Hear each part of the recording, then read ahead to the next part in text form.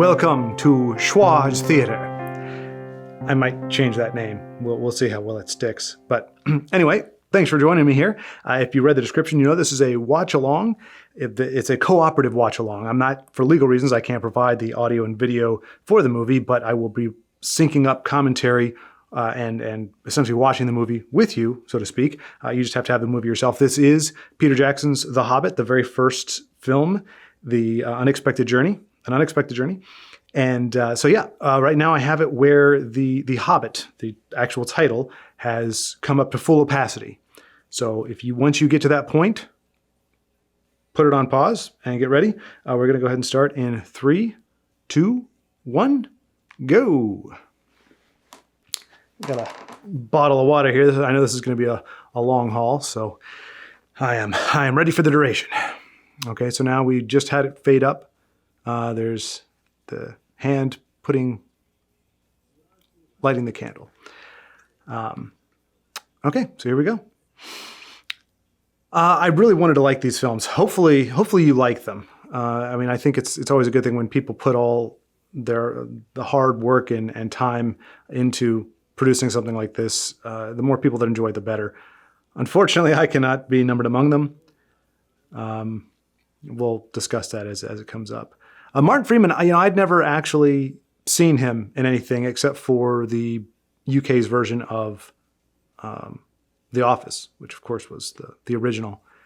And I thought he was great. I think he was a fine cast for the most part. I mean, the book does describe Bilbo as having a bit of a punch. I mean, hobbits were not particularly spry. Nimble, they were described as nimble, but deceptively so. And this film in general and all of its casting, they went for a younger, more streamlined look. The dwarves, I think Richard Armitage, Thorin, I think he's like 6 foot or taller. So I would think you'd want to cast some, rather portly or stout people. They don't have to be fat, but just people that, under 6 feet, probably 5'9", 5'10", somewhere around there, with a little more of a stocky build. But they got some very athletic looking dwarves, which is, I would say it's fine. It definitely changes the look, and it really requires you to, and see, we have the marshmallow fingers. That's the first thing. When you need to downscale people, make them squatter, make them, decrease the height, increase the width. One of the things they did was, you can see they did some kind of prosthetic treatment to the hands, which they did with the feet in The Hobbit. The thing with feet is they're not particularly expressive. Most of the time, if you're running, walking, standing, they are there just to keep you on your feet, keep you upright. There are moments where feet can, articulate things, but that's typically not what they do. So putting prosthetics on feet isn't really a big deal. Hands are very expressive. They can be very expressive. Doing this, that, when you think of like a comic book pose or a painting or a sculpture, there's a lot of attention and specificity done for hands and the pose of the hands and exactly what it's communicating. There's just a lot that goes in hands. Hands speak, whether you use them excessively as I do or not. But when you beef them up, it's noticeable because they don't quite move. They don't articulate in the way that they normally would. I'm just looking. You're just seeing these fat fingers, these John Madden sausage fingers. And there's nothing inherently wrong with that in terms of the look, but it's just, it's prosthetics. It doesn't, the technology isn't there. The makeup is fine. I just don't think you can essentially put a flesh glove onto a hand and make it look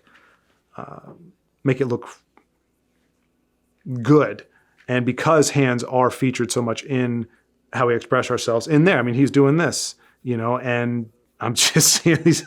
And if you for kind of a comparison, if you watch The Lord of the Rings, Gimli, first of all, he's always wearing gloves. Then I may be wrong about that. There may be one time where he takes them off, but from what I remember, he's always wearing gloves. And if you look, they are normal size hands. They did not stuff those gloves. At least in the few scenes that I specifically just went to just as a go-to, I was looking and the fingers are normal.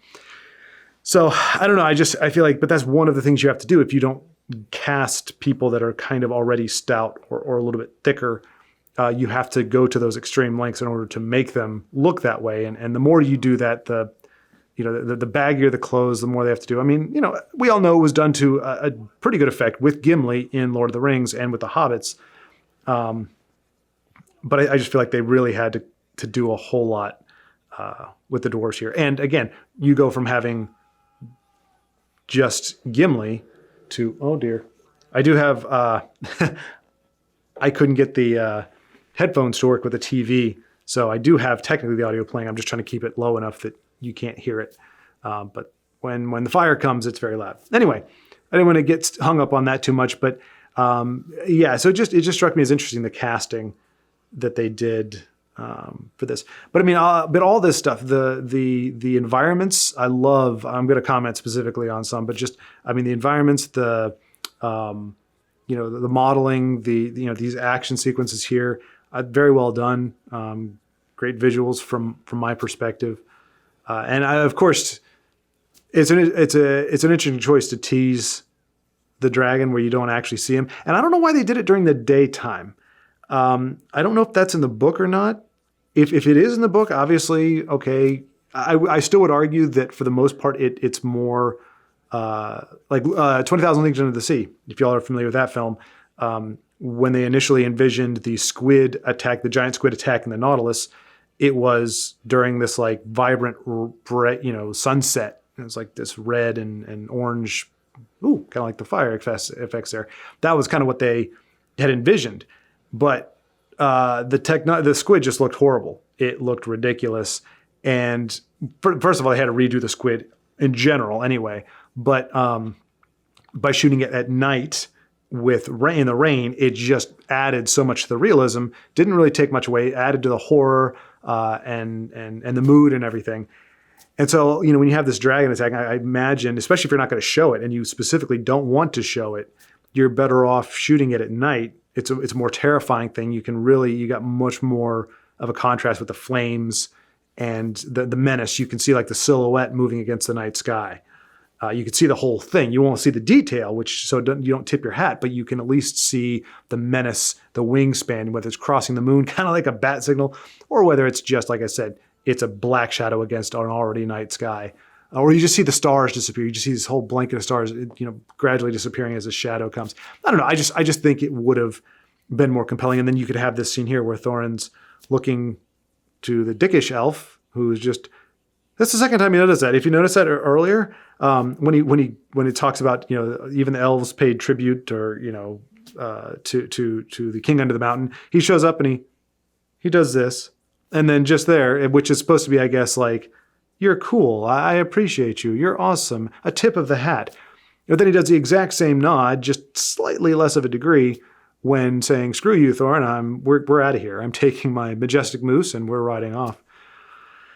And so anyway, I know I went all over the place there, but I mean, like this scene here, I mean, aside from the oversized footwear, that shot of Thorin at a distance, when you don't have him to scale against an adult, even with the bulkier clothes and everything, he looks like a tall guy. Now he's, working in Anvil, and you see briefly other people around him to give him scale, and okay, now he shrinks back down. So yeah, it would just, and I had in my head, I don't know about you, but I had in my head the dwarves looking older, having the long gray beards and everything. So, and I'm willing to have that perception or that preconception shattered, but it really throws it off, especially when you think about how old they are in general, and then you're trying to juxtapose Fili and Kili as being much younger. It's harder when they look like they're about the same age. The actors, I think they are a little bit younger than Richard, but visually they don't look a whole lot younger. And I would argue the only reason why I need to make them look that young and that good looking is because they decided they were going to throw this love story in there. And we'll get to that in a minute. Well, whenever the movie gets to that. I did like the fact that they brought the actors from Lord of the Rings in, Elijah Wood, kind of helping for continuity. We're getting to see now his pre-dinner party activity. You're catching a glimpse. Oh, this is what was happening, before Lord of the Rings, that opening shot with him under the tree. This is what led up to that. So I thought it was really cool. It does kind of suck though, because it's so far and away. The actors have aged so much. Well, I mean, I don't know. Elijah Wood doesn't seem to age. I don't know about you, but I just don't think the guy ages. I've seen him in interviews, and so without the makeup, the hair, and everything, you can, he is getting older. We all get older, but I think he does the best job.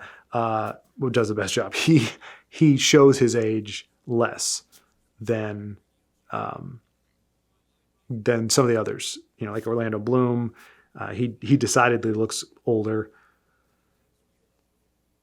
But if you're not watching them back to back, I don't think it's that noticeable.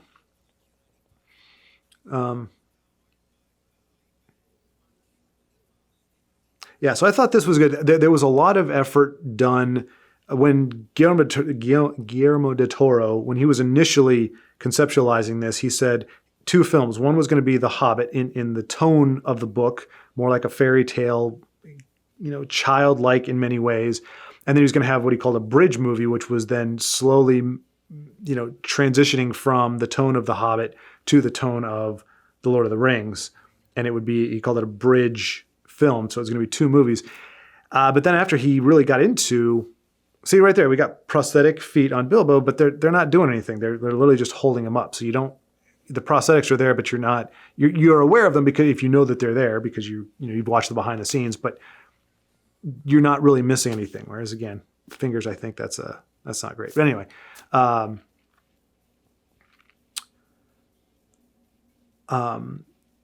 I think again, with his initial conception of having a bridge movie. Oh, right. But then he after reading the book and really getting into it, he said, the story is a little more dense than we gave it credit for, has a little more to it.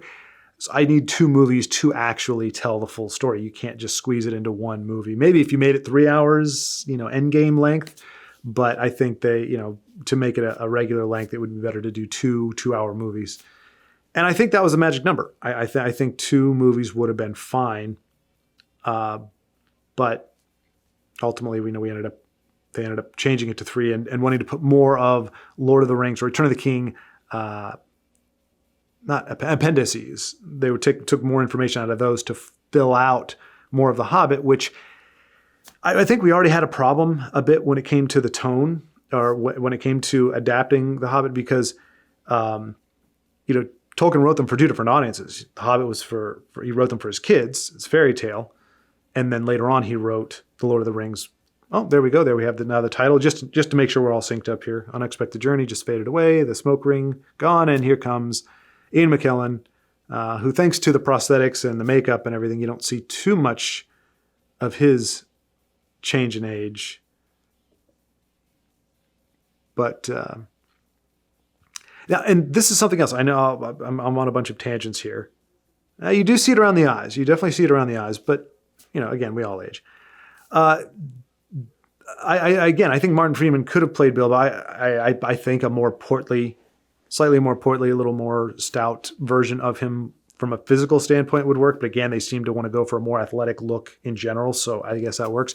The problem I have is, and this is the same problem I had with Frodo in the Fellowship or the Lord of the Rings. Tolkien modeled them after kind of the classic British mentality, which has been kind of Monty Python's kind of poked fun at it. It's been kind of not mocked, but teased, which is pretty much the British ability to take a very dire situation and just be very calm about it. It's like, there's a fire going on, would somebody please put that out? It's raging, it's going to tear down the building, don't you know? We need to put out the fire. Won't somebody do that, please? I'd hate to have to do it myself. And so it's in these crazy situations that they just have this very calm demeanor. And so even when Bilbo gets flustered in this scene here in the book, he gets flustered, but it's a little more. He just gets a little more agitated. He talks about him being a little fidgety, after a moment. Where this one, Bilbo's kind of got this he's very, very jerky, it's a very energetic nervousness, a very energetic anxiousness that he carries throughout the whole thing. And that's just, for lack of a better term, I feel like Bilbo's just more chill than that. Sorry, I'm trying to look at the camera here.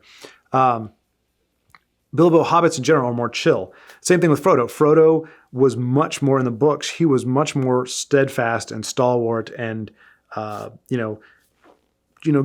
put on a brave face and, well, we must carry on then. The chips are down, but we're not gonna let it get to us. Not the crying, kind of very melancholy, grimacing character that we get in Lord of the Rings. Many people like that, love it, think it's fine. I just, in the books, it was more of a moment in my imagination anyway, when he gets to the steps of Mount Doom or gets very close to Mount Doom and he's having those, he's really not the depression, but the despondency, the weight of not only the ring, but his burden and everything is actually setting in. And you do see him break, and you do see him, say, Sam, I can't go on any further. There are moments where he kind of says, I need to rest. This ring is so heavy, but he's not whining about it. He's not, oh, it's so heavy. Oh, Sam, it's heavy. There's acknowledging the weight of it, but again, trying to just pluck up and move through. And Sam is like an exponentially greater example of that. But in the movie, and so then when he eventually says, I can't go any further, that is giving into the weight of it all and just, I can't do it anymore. And that breakdown of sorts. I still don't think he cries in the book. So dehydrated, I don't think you can have the tears. I'm not sure if that's how that works, but I don't know. Anyway, it's the same thing here. Bilbo's much more twitchy. He's much more easily flummoxed, rattled, if you will. Like it's in theory, it's funny when the dwarf. I mean, even as he's sitting down, he's got this very, it's very. I don't know. There's no smoothness to the movement. It's very tense, energetic, little small movements. And again, the facial expression. Just it's all very sudden. Just very, very quick movements, very quick expressions, changes of expression.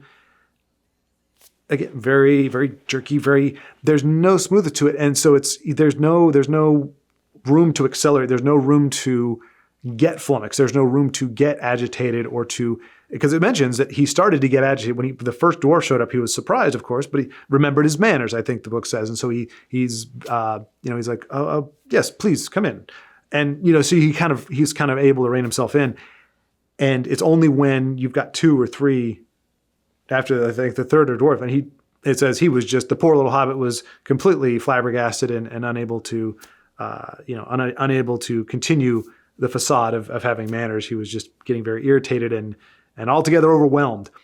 So by having him perpetually be easily kind of rattled, you don't get to enjoy seeing that demeanor break. And it definitely plays it much more comical. And I'm guessing maybe that was a choice trying to appeal to the younger audience. But for Bilbo, it's one thing to show him looking relatively youthful. I mean, he's not terribly old, even in the book, especially for a hobbit, but he's a little spry. He's a little spry, a little edgy. But that's my own take. That's my own thing on it. Again, I think Martin Freeman could have pulled that off, but I think the reason they cast him was because they wanted that energy and that humor, the small micro expressions and everything. I just don't think it quite does service to Bilbo as a character, as to how he's written, or at least how I thought. And here we get the foreshadowing of the headbutt, which we're going to see, in the third film, a ridiculous amount of obnoxious headbutting. I know headbutting can, when done effectively, it can, do great damage. But anyway, we're not going to get ahead of ourselves. I do appreciate that they took the effort to find ways to make, like if you told me, hey, I need 12 dwarves to look decidedly different, I would be scratching my head, because again, in my conception, I have kind of what is that, Balin? Oh, gosh, I believe that's who that is. They all kind of look like that. They've all got some length of gray beard, and that's about it. How do you change it up? So I do appreciate the makeup and the creativity that went into, and the braiding, and just giving every single dwarf just a very distinct look. You may not know their names. I don't know their names. I know Feely and Keely just because. The way the book is written, he doesn't give Tolkien doesn't give each of the dwarves like page time. They don't each have their own arc. He doesn't really give them a whole lot of character. There's Bombur because he's huge.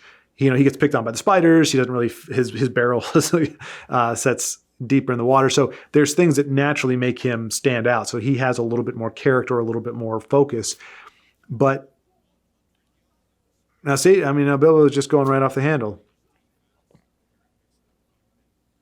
And he does have an outburst, but it's comparatively mild. Now that's in the book, them all falling in. Although I believe Thorin was among them. I don't think he has this dramatic entrance at the end. But anyway, who cares? We know from Lord of the Rings that there are things you have to change to adapt the source material from a book to a movie. So you don't want to nitpick that, because some of them I would say you didn't really need to do that. Some of them you do. But that's just now. See, some of the dwarves do have gloves. They are gloving some of them. I think to minimize the amount of prosthetics. See, but again, I'm seeing the guy. He's screen left, and the hands. They just look so bloated, and you can kind of see the creases where the prosthetics. Okay, I'm not going to harp on that anymore. I promise. I won't mention the marshmallow hands again. Stay puffed. But yes, getting back to the creativity of all the different hairstyles, the braiding, everything they did to give the dwarves a distinct look. Oh, but going back to the point, they didn't need to. Feely and Keely, they're noted because they died with Thorin. Spoiler alert. Well, in theory, you're not watching this for the first time anyway, because I'm talking over most of it. But I think the movie tries. A lot of screen time is spent trying to give these different fingers, trying to give the dwarves their screen time, trying to give each one kind of a personal thing. And I'm not going to say that's a wrong choice. I do think that adds to the duration and the fact that even in a book, you don't get that. Usually you say, okay, there's Bombur doing his food thing.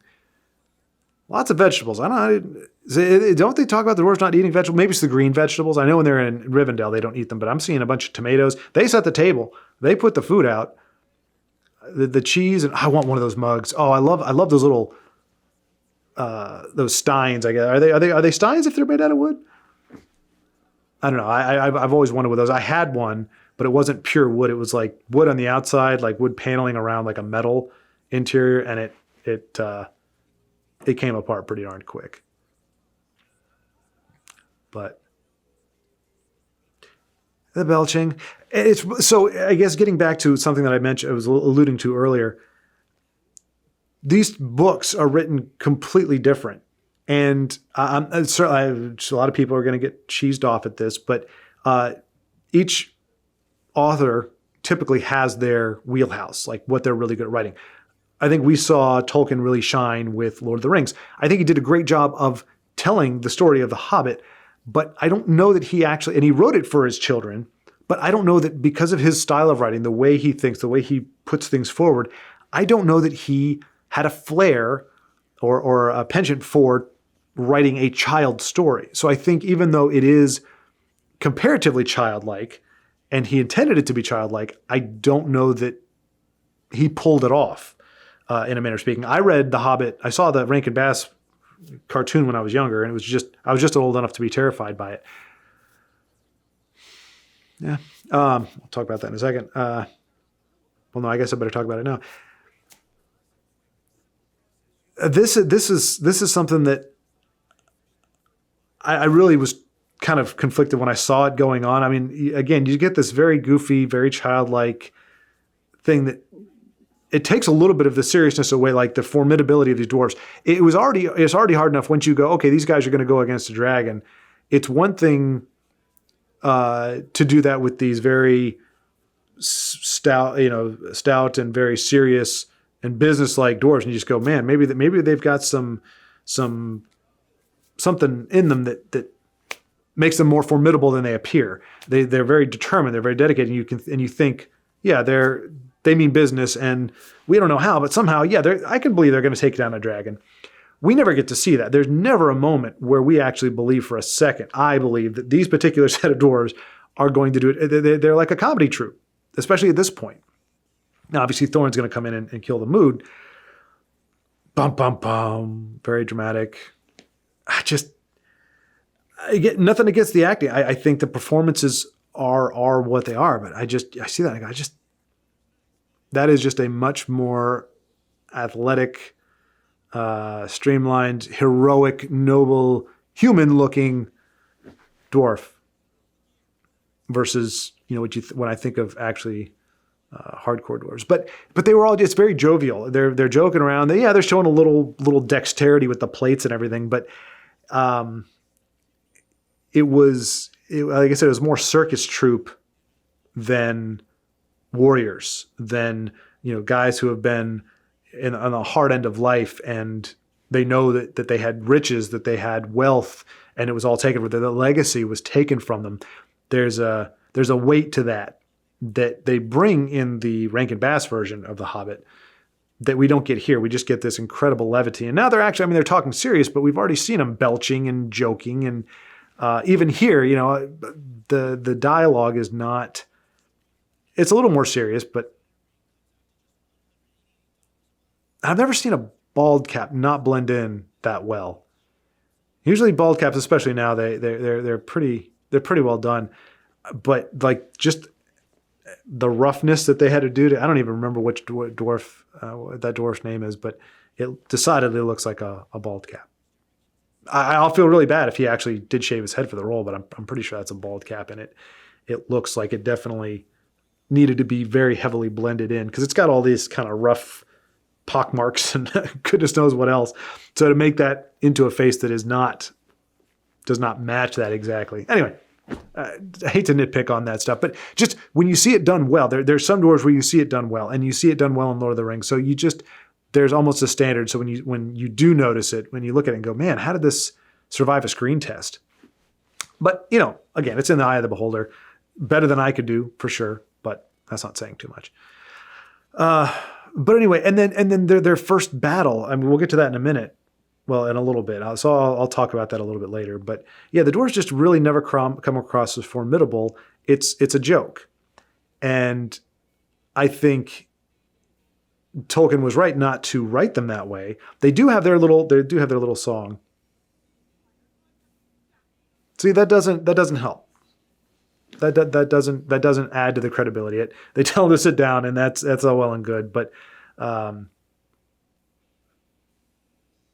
there's just, I'm not really believing. I'm having a very hard time believing taking them seriously in their quest. And in the book, we do. I mean, it's a children's story, but I would argue that Tolkien it was not for that youthful of an audience, or for that naive of an audience. These are heavier matters. It's not, hey, we're going to go and, just have a good time. Yes, they all had a naive sense of adventure, thinking that, and not really planning ahead. Hey, once we get there, then what? How are we actually going to kill this dragon?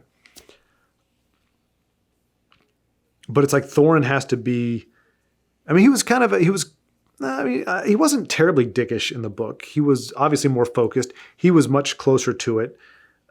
Some of this, Fili and Kili, I don't think they ever saw Erebor. I can't remember for sure, but he was there. He was on the front lines. He witnessed it all happen. He lost his father and grandfather. So he does have a bigger chip on his shoulder. He does have more focus.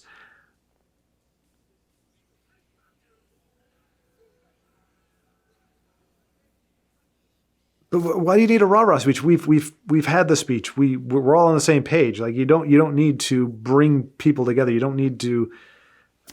In theory, everybody's already on the same page. They're already bought into this whole thing.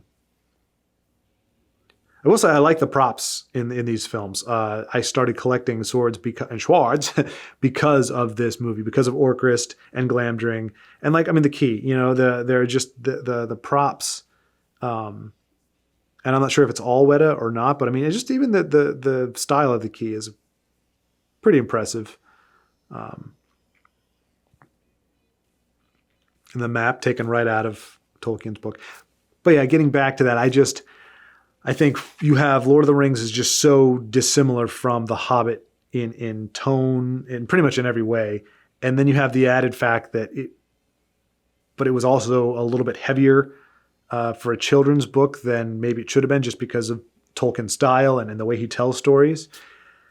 I think so you went into it going, okay, you really need to find a through line in terms of the maturity and the amount of levity you were going to have, and stick with that. And I think this film kind of goes all over the place. It tries to merge with the seriousness and the weight of Lord of the Rings, but then it also tries to be a kid's thing, but then it tries to also have some credibility as a normal film. And I think that's part of the problem. We just have tonally all over the place. And again, there's time taken out to try to give them more character. And again, when you have a book, and the book itself doesn't go that deep into them, doesn't give them a whole lot of talking, a lot of dialogue, and a lot of characterization, you don't need it. Making them visually distinct, I think is great. So you're not getting bored just watching a bunch of, the same kind of creature bounding around with just different. I think that was in the book. They had different color hoods. They came in pairs, and I think a lot of them, their cloaks matched. Cloaks and hoods. Oops. Hey now, they matched. But I do agree with the choice to make them as distinct as possible. But there's a lot more talking, a lot more exposition here than there is even in the book. And if you wrote out and just actually did what the book said for this opening section, it would be a lot shorter. And I think we could have done without the blunt the knives, bend the forks. I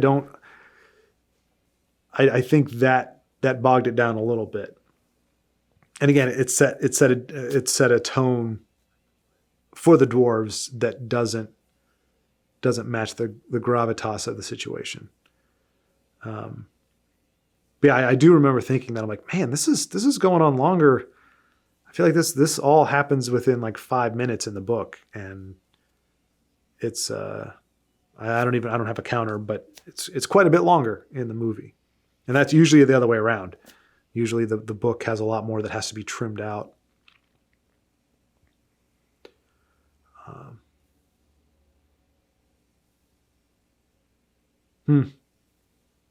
It's interesting when you see continuity errors like that, or not an error, but obviously okay, this when you see two shots put next to each other, and it's very obvious by the person's expression, by the way their direction they're looking, that the shots are supposed to be sequential, but this was obviously not done. Like we just had Gandalf looking a certain way. I think he was smiling and nodding. And then the very next shot we see, he's hard-faced and looking straight ahead. I mean, it happens to everybody. I only catch it because it happens all the time on the stuff that I do.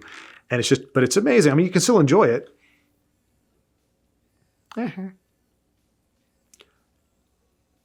But, it's just interesting. It goes to show, even on big budget productions, you can still have very simple things like that. Even when you have a continuity director and you got so many eyes on set. But I feel like this production was rushed. I mean, for those of you who don't know, Del Toro dropped out because, and this thing went through pre-production hell. I don't know too many films that had that much opposition just getting the ball rolling. And eventually he dropped out. Which, again, I think it sucks, because I think going 2 movies and the vision that he had for it, his understanding of Bilbo and the character, I think we would have had some great movies. And it's never a good thing. I don't think it said it at the beginning. I missed it. But it said directed by Peter Jackson. That was a red flag anyway, because when talks first began about making a Hobbit movie, he was the obvious first choice, everybody's first choice, and he said he didn't want to do it. I think the reason he gave was that he didn't want to compete with his former work, which I'm not exactly sure how that translates, because it wouldn't be financial necessarily. I'm not sure. But bottom line was, he didn't want to do it. They had to look elsewhere, even though that he was the first person they went to. So the fact that he didn't want to do it for whatever reason, and then it ended up being the director, that's not a great start. It does not bode well. for the production when you have a reluctant director. And he had to jump into it. So Del Toro had done all this work and written these scripts, again, for 2 movies. And when he dropped out, and they were like, but no, we're not going to give, they told Peter Jackson, we're not going to give you another 9 months of pre-production. You've got 2 months left or 3 months left. And that was to launch all 3 movies because, I mean, they had to make one right after the other. So he didn't really have a snowball's chance in hell of putting this together. So I think a lot of what we're seeing is rushed. And rewrites were always happening on the script again, because you're trying to transform two movies into 3 with a different vision. And, you don't have as much time to think, okay, yeah, we give this character a few lines to flesh them out, but for the pacing, we really need to be moving through this scene a little bit faster. And here we're having this dialogue between, Thorne and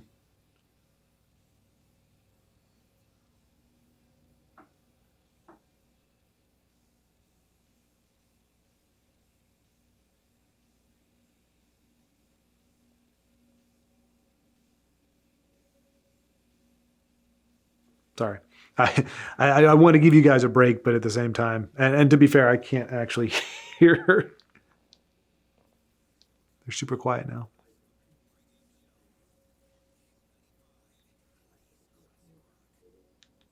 Oh, okay, yeah. Now we have for lack of a term, like moralizing. See, and that it's interesting again as a children's story. Even if you say, okay, we're not going to make this goofy, this whole idea of where they introduced the greed and the simplicity, all the dwarves, in as far as I can recall, in The Hobbit, when we got to this point, they were all sold on moving forward, and there was no conflict or we don't really need to do this. Should we do this?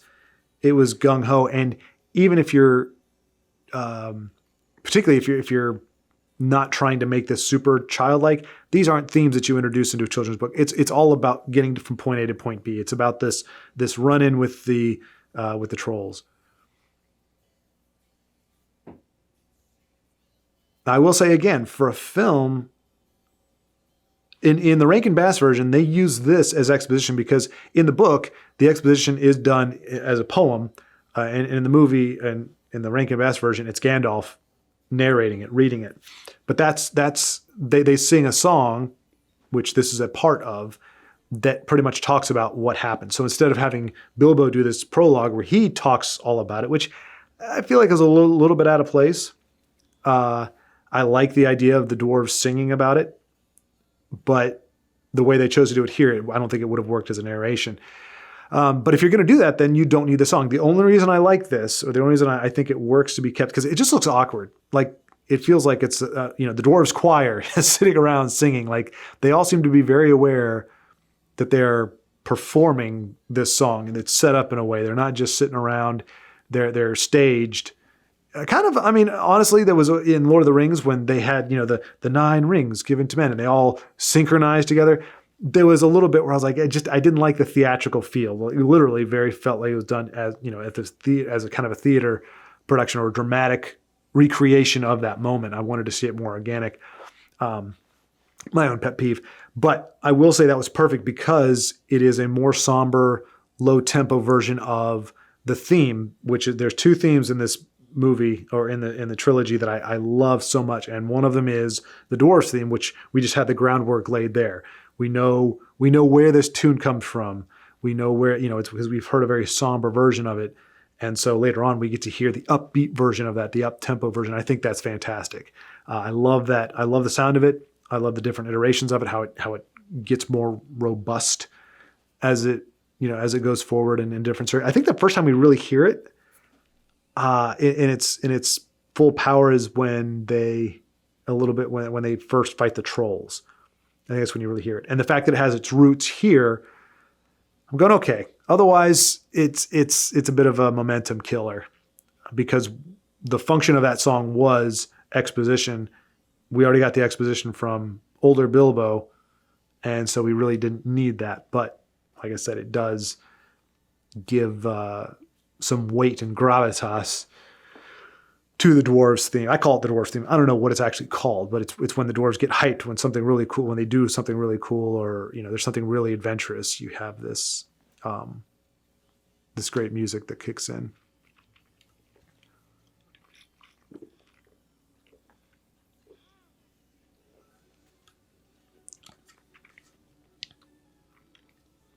And this is not a nice bit too, very energetic. I think this would fit regardless of however they portrayed Bilbo. But again, very, very athletic, very spry. That's now. I mean, if the book said Bilbo was particularly spry and athletic, and compared to other hobbits, I don't think that would get me so much. But I mean, he's like a kid. And instead of bustling, that's one of the words I think the book uses is like, Bilbo, was bustling out the door. Like, so it's the idea of somebody who's not used to having to move very quickly, moving very quickly, or trying to move very quickly. So it would almost be a little bit comical. Again, they're good. They can be very stealthy, but that doesn't mean they're quick. And this, he's a freaking sprinter.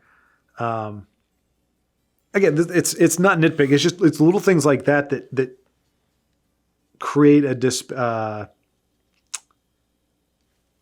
between the book version and the movie version, and not necessarily out of necessity. That was awkward.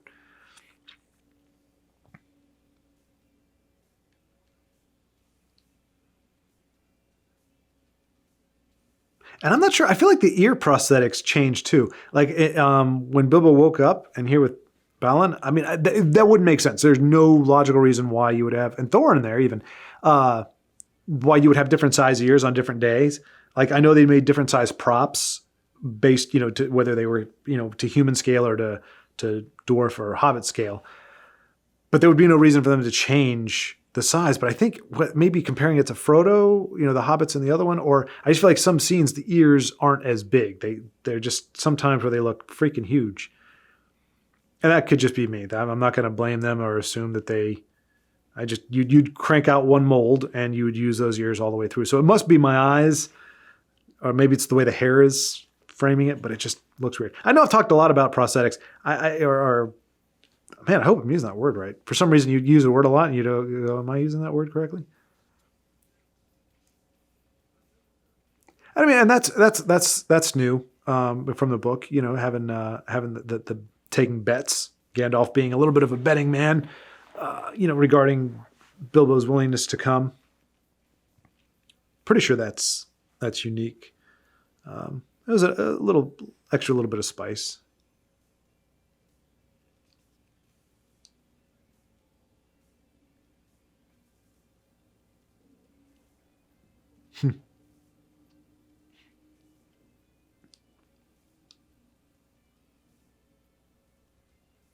I never thought about it. I wonder what the difference is. Obviously, ponies are different than horses. And if you were to see them side by side, I wonder what they had to do to those horses. Because they're obviously horses. They're not ponies. Like, did they add like extra hair? Like, I'm not sure. They're ponies in the book. They're supposed to be ponies here because dwarves would not be able to ride horses effectively, I don't think. If Gimli's any indication. It was deliberate.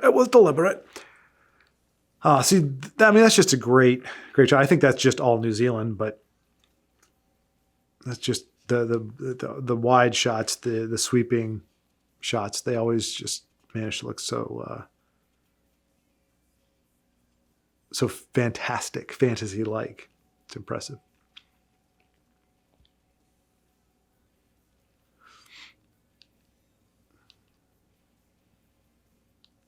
I'm going to have to figure out a way to get audio piped in so that I don't have to worry about audio levels. Sorry, taking out of the immersion.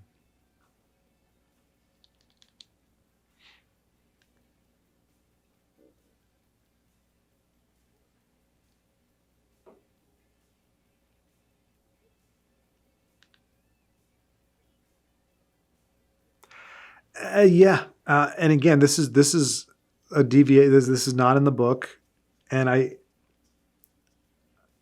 I mean, it pretty much it's an unnecessary bit of dialogue because again, they're not necessarily mischievous. Feely and Keely are not necessarily. That's not part of their shtick. But it gives Thorin a chance to monologue and to have his dramatic moment, which is also relatively unnecessary. Like we're bogging down now. And I mean, it could very well be this is the function of we need 3 movies. We need 3 movies of 2 hours each. We got to add some filler content in here. So you have these things that ruin the momentum, that screw up the pacing. Yeah, so now we get, the backstory. And I got to tell you, I'm pretty sure, I could be wrong. So, forgive me. But I'm pretty sure there is no etymology of Oakenshield. Like the books don't explain it. It's just a last name. Now, granted, it would come from somewhere. It would come from somewhere in the family line, Oakenshield. But, and maybe it is. Maybe it is specifically was given to Thorin, and this this explains it. But I mean, I just thought, okay, it's a cool name, Oakenshield. Like that is his last name, versus brandishing an oaken branch as a shield. I found that to be comical. I shouldn't be laughing. There's a man with a severed head right now. And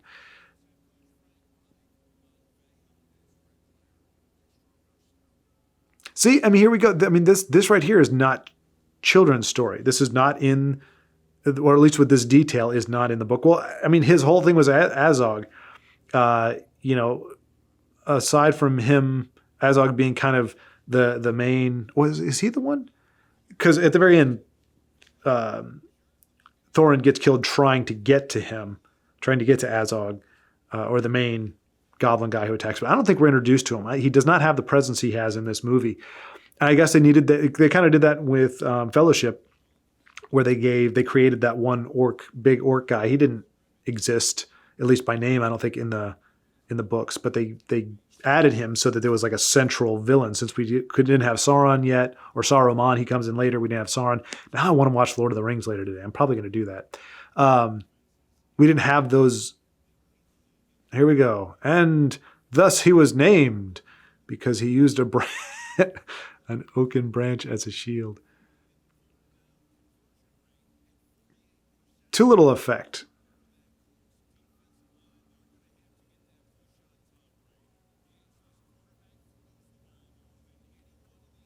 And I'm sure in real life, in real sword battles, the severing of limbs and things can be very arbitrary. But I feel like both in Lord of the Rings, the way Sauron loses the ring, the way his hands are cut, the way the orc guy lost his arm, Azog lost his arm, and that sword has no weight right there. You see how it wasn't shaking with the weight of it. It was just, didn't look like it had any weight to it. Anyway,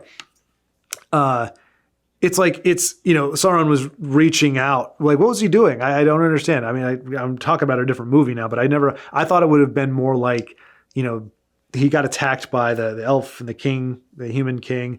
He's fighting them off, and that somehow during that, like, instead of, they were, because that is a strategy, was to actually hit the hand, which is why you'd have guards on swords, because you could effectively defeat your opponent by hitting their sword hand and either disarming them or just making a way where they can't really hold the sword well. And that was the quickest, easiest way to, and it was the most exposed, because, you hold your hand out. And if you're already trying to strike the sword, if you swing the blade down or you swing it in a certain way, you hit the hand, you could really create a bad situation. But why we have Sauron just reaching out? Like, was he going to chokehold the guy? Like, I don't know, but he's just reaching out. It's like, and then he swings and cuts his fingers off. And same thing here. Azog kind of leaves himself wide open, and Thorin, who wasn't making a very good showing of himself, he holds up his oaken shield and gets beat down. He holds it up, or he was getting his butt kicked, and then just out of the blue has this swing where Azog just kind of leaves himself open and loses his arm, and that's the end of that. But again, you kind of have to fudge it, because then he's getting dragged away by, I don't know, there's just a lot of, there's sometimes where you can really make smooth additions or subtractions to a movie from the book, and you don't really notice it. But then sometimes it's just so awkward. You're trying to well, we need a big bad guy. We need to establish him there, but he needs to survive, but he can't win. So we've got to do things a certain way. And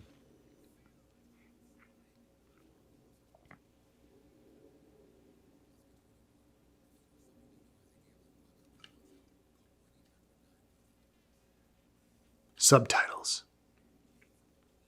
It's interesting. I know these are supposed to be goblins versus the orcs.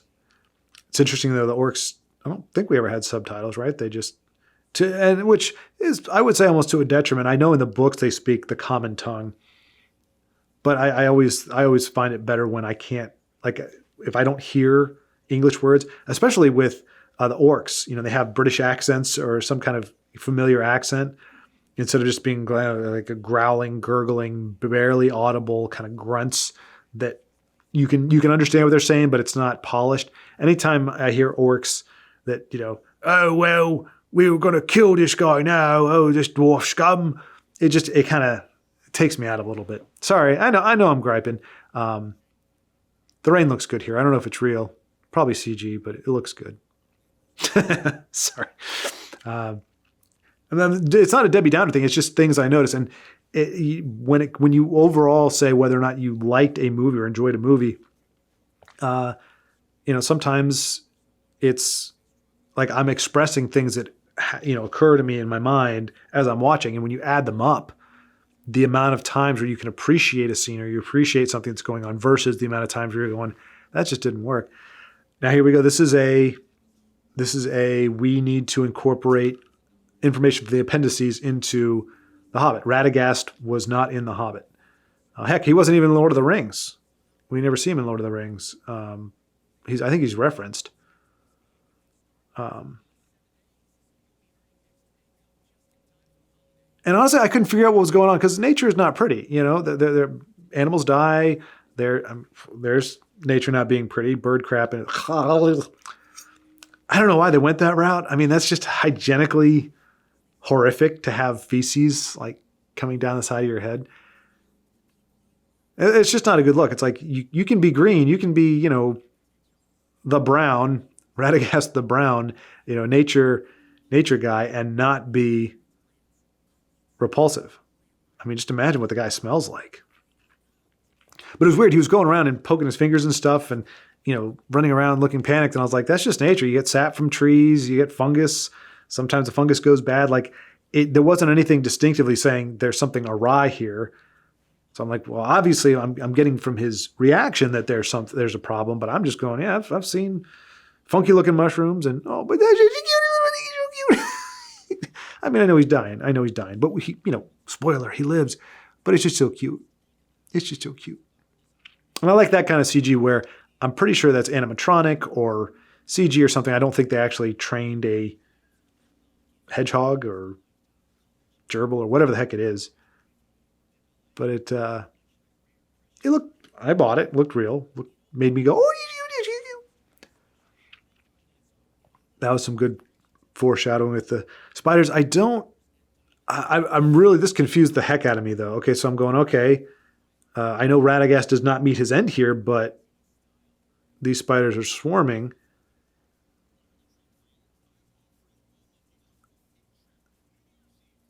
Oh.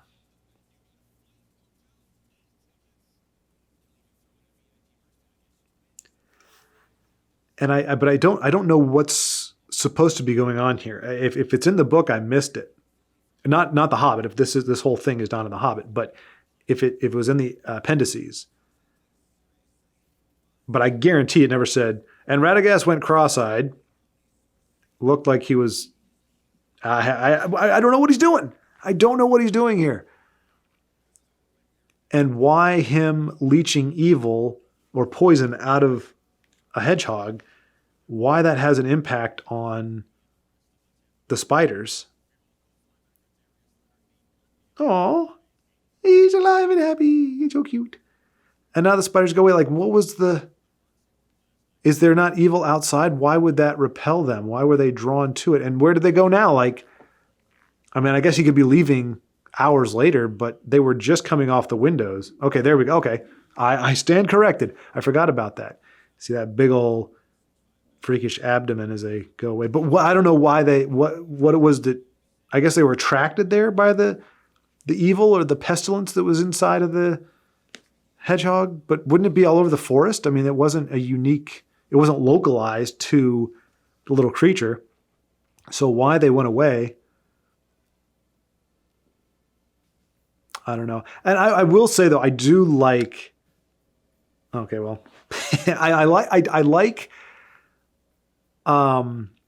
seeing kind of behind the scenes, because even though when Tolkien wrote The Hobbit, he did not, when he said Gandalf went away, or that he was no longer with them, that was, from what I understand, purely a function of the story. If you have a wizard, either he has to be less powerful, you have to nerf his power, or you have to have a reason for him not to be there when they come up against danger. Otherwise, he just gets them out of everything. So I think it was more of a function of the story, him coming and going. But the fact that it was retconned that he was actually starting to be tangled up in the Tale of the One Ring at this time, I think that is actually that's actually pretty cool. So we're seeing the behind the scenes that the appendices kind of, like I said, retcon.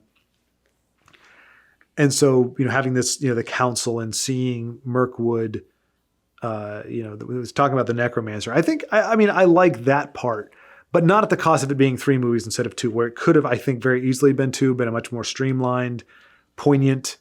There's just all this extraneous talking. I know I'm talking a whole lot, but that's the whole point. I'm not adding to the running time of this thing.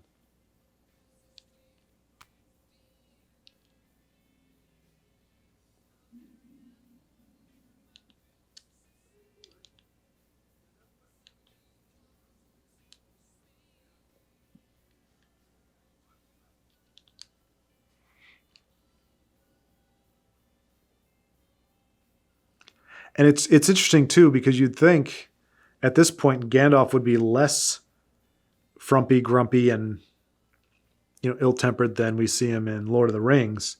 Because Lord of the Rings, you remember, he's done a lot of traveling. There's a lot more tension. There's a lot more stress. He's got like this undercurrent of suspicion about a whole lot of things. This happens before all that, and yet it kind of adds to McKellen's age, or it adds to Gandalf's age, that he's more crotchety, he's a little more agitated, a little more, like in the book, he's almost aloof. He's almost amused at this whole little venture thing, and it's he's not messing with the dwarves, but he's just kind of like, okay, let's see where this goes. He's not really taking anything too serious. He's that benevolent kind of guy, kind of like, but okay, you know what? I got important things to do. I'll see you guys later. That's his character through this, and I think that fits. But because they have him having these more, these conversations, these weighty conversations, it really just it makes him more crotchety, more like a not a disenfranchised. What do you call that? Just that, hey, you kids, get off my lawn. It puts him in a position to be like that, which just adds to his age, which makes it even less fluid in terms of both the actor and the character, in theory, here being younger, but they're behaving older. Gandalf seems older here than he does there. And so it doesn't help the illusion that it happened beforehand, or, the sequence. Because ideally, we would have gotten this movie before Lord of the Rings. The Hobbit would have come out first, so that you could have more realistic aging and things like that. But I think it was about the rights. It was the whole problem they had with the rights and all the pre-production hell that they went through with this. A good part of that was the reason why they went with Lord of the Rings first, because they had easier access to the story and to the rights than the Hobbit. And we saw it here, but I think at that point, Lord of the Rings had been big enough and proven that it was going to be enough of a payoff that they were willing to go through the hoops and the rigors to get this in production. But then they didn't give Peter Jackson enough time to recalibrate after it got changed from a 2-movie to a 3-movie, and format, and the other changes that the studio kind of forced on there, and all the changes that are required then to fill out 3 2-hour movies, or I think the last one was like 2.5 or 3 hours. Ridiculous.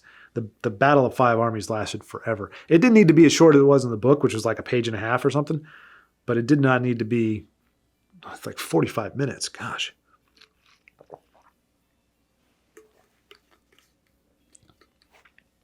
Now, I will admit, I am tainted by the Rankin Bass version, which the trolls are terrifying. The music that plays, the way they're characterized, one of them's got like I don't think it's a patch. I think he's literally just missing an eye. So you have this like dead eye socket.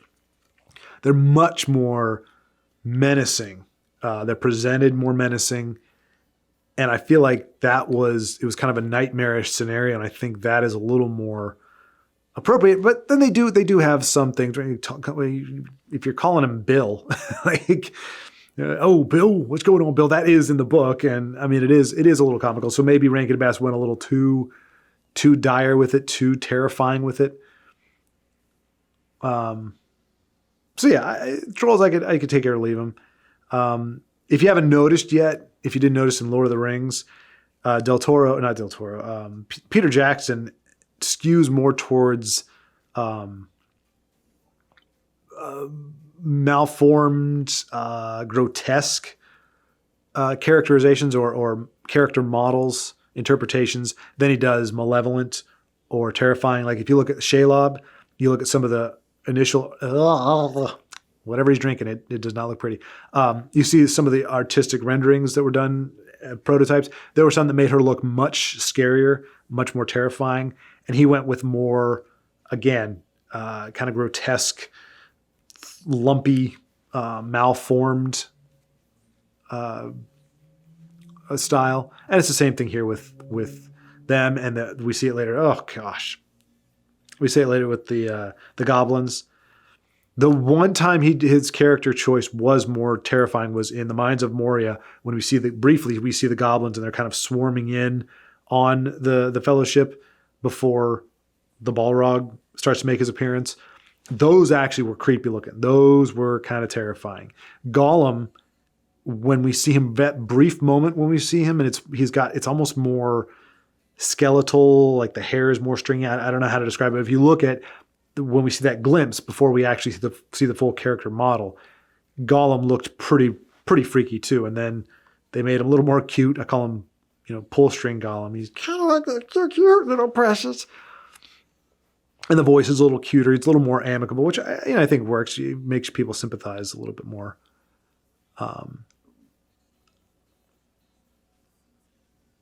But these trolls, they're definitely, and I mean, let's face it, in the time period, like the teeth would be nasty and gnarly. They would have really horrible hygiene. They're not.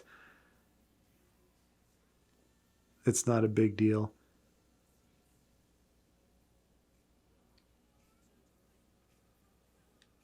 Here we go. Dun, dun, dun, dun, dun, dun. I got to turn it all the way off, otherwise you'll hear some of it. Love that music. Love that theme, but it's just not fitting. Like they're not really doing anything. And I'm pretty sure in the book, Bilbo says dwarves run for it. And so they're trying to get away from the trolls, not fight them. So we're going to see this problem when they fight Smaug. Because they don't actually fight them. They're not fighting in the books. There's no, like they can't be but so effective because they can't kill the trolls, because the trolls have to be alive because they don't die in the book. And they don't die in the book because the dwarves are running away from them. They're not actually fighting. But so they're swinging at them with these swords and they're hitting them with stuff. There's no blood. There's no cuts. There's nothing. I mean, the trolls are look like they're being hurt. Okay, we lost a couple teeth there. Not that you'd be able to tell. But, in theory, 12 dwarves with swords, most of them with swords. I mean, even if the weight does not look appropriate, they should have, they should have been, these guys should be bleeding out.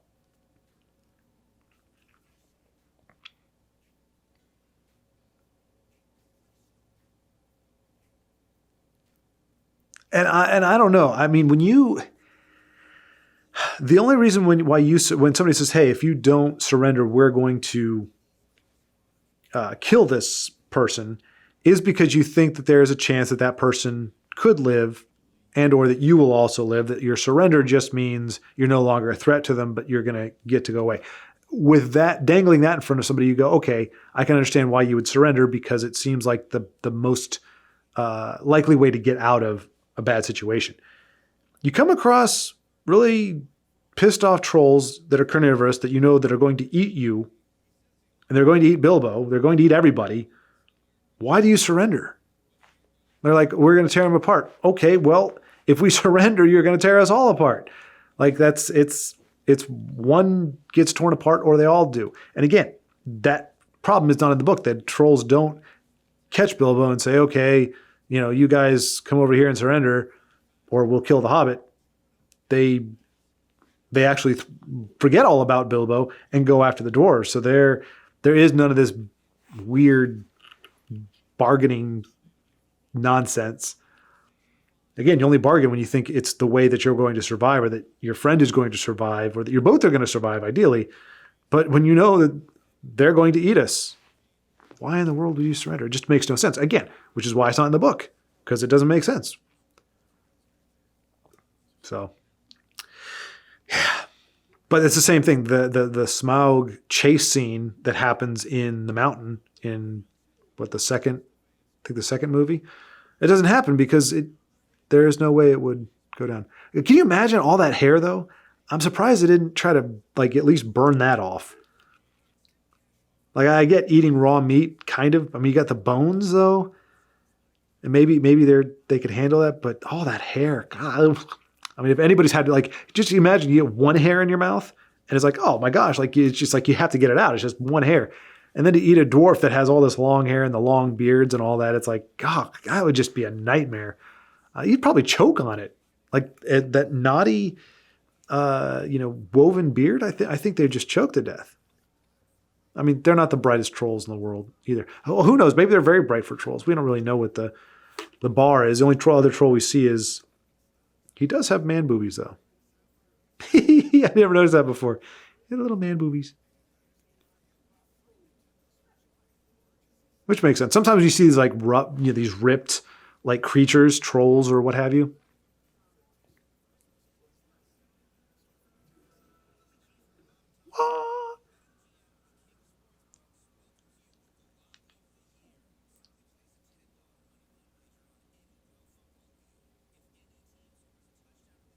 Good effect there.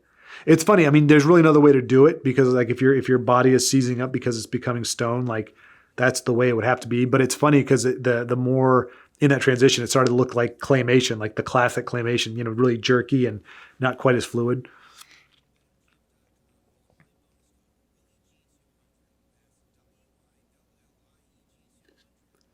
But yeah, the only other trolls we see, they don't really seem to, in the Lord of the Rings and even in the end of this one, they don't seem to have high intelligence. Now, none of them are sentient. None of them none of them talk like these trolls do. So apparently they're smarter than the average troll, or they're a different breed of, at least they can talk. They have the ability of speech, but trolls in general just don't seem to be very smart, which is a good counterbalance because they're so freaking big and hard to kill if you don't turn them to stone. That wouldn't be fair if they were also smart. It'd be like Smart Hulk, which we do have that now, I guess, and She-Hulk, which that was never a great idea, I don't think. Again, if you're going to be an overpowering physical force, there's got to be a liability in there somewhere. And intelligence or control would definitely fit that bill. But anyway.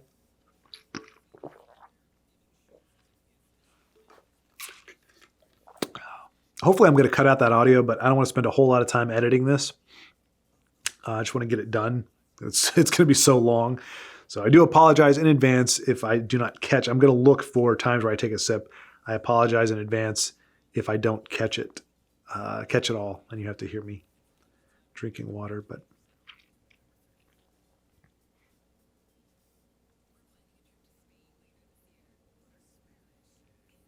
Troll Cave looks good. The environments, I think that was the word I was looking for. The environments in this movie, I really like them. Like if I could just get a wallpaper. Now this one, obviously, I wouldn't want to see. for too long. But just the set design and set decoration, and I'm sure there's green screen elements in here. These aren't all practical sets, but they're blended together. It's blended together so well that I honestly can't tell. Maybe you can tell. I can't tell. Glamdring, the design on that is so awesome. Yes, blow those cobwebs off. Oh.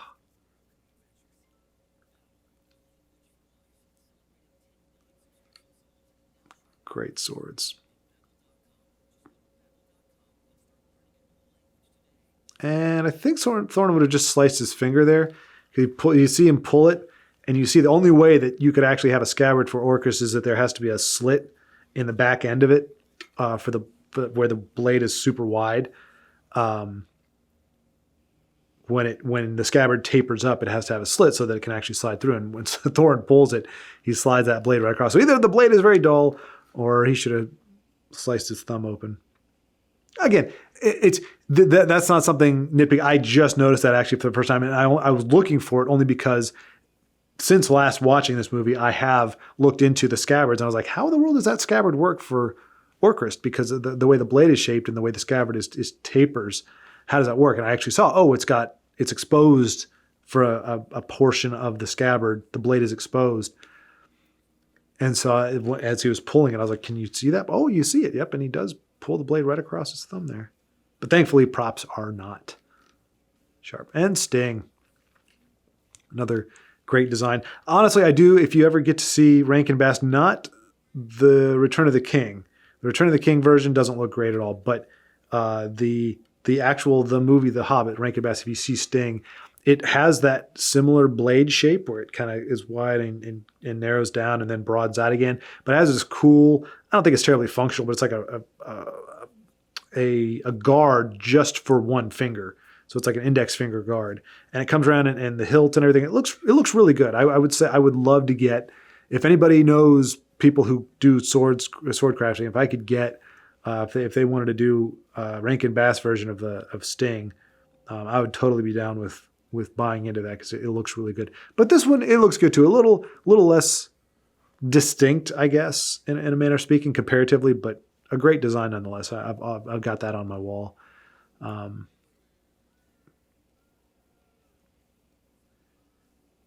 And again, another scene that takes some of the momentum because they're supposed to be moving forward, right? We escape the trolls. Now it's on to the next adventure. Now on to the next danger. But now we have to stop and have this crusty pooed hipster with a really goofy hat that I don't know. I don't know if those flaps are supposed to be functional or if they're just there for the aesthetic. Like in theory, flaps are supposed to cover your ear and keep you warm in the winter, but I don't get this one. Yeah.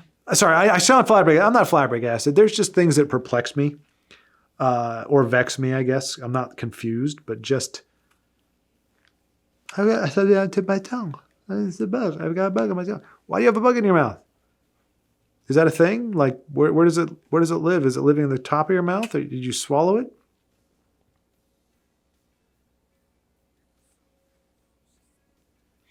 Maybe it's just a characterization thing. I can't. Oh, this is just beautiful. Is that natural? I've just never seen.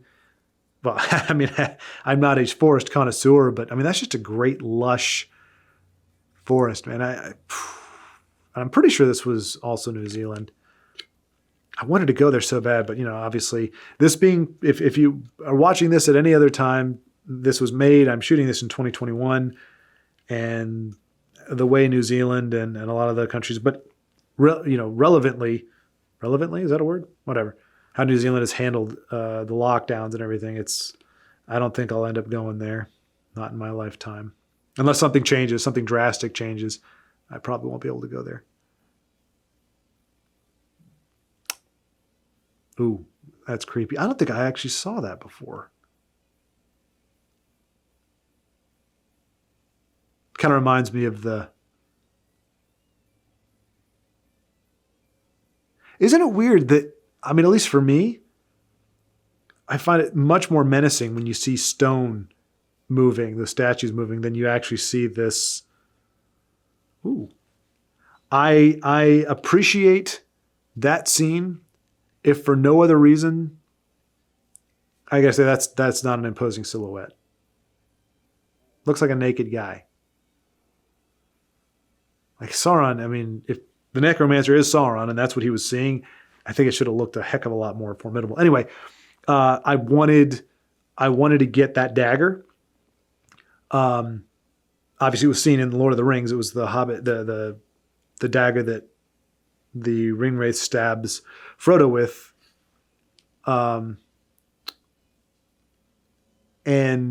But because it was made so, it was the movie, it was sold so long ago, it sold out. You couldn't find that dagger. I couldn't find that dagger, at least not at a decent price that wasn't used. And we go with the cross-eyed thing again. But this is a good cross-eyed thing. I don't know. Whatever. But the only reason I was able to get the what is it called? I can't remember the United Cutlery. They're the ones that make it. Oh, and here we go again. I guess we're gonna see it here. A little off-center jaw. Are you gonna finish unwrapping it? There you go. Gosh, it's been a long time. Part of the reason I do these is because it's so that I have a reason to watch movies that I couldn't bring myself to watch just for their own entertainment value. I'm doing this because it has a higher purpose. It's entertaining you in theory. It's giving me replay value, but it's been so long since I've watched this that I don't remember anything. But pretty much the fact that knife the blade was featured in The Hobbit gave it a reason to be re-released with The Hobbit packaging. And since that was, more recent, I was able to get it at retail. But if they hadn't put that little scene in there, I would have still been trying to find the Lord of the Rings version, which, that's a version I'd rather have just because I enjoyed those movies more. But aesthetically, in terms of the design, I think it's the exact same thing. It's just they were able to re-release it because it was featured here.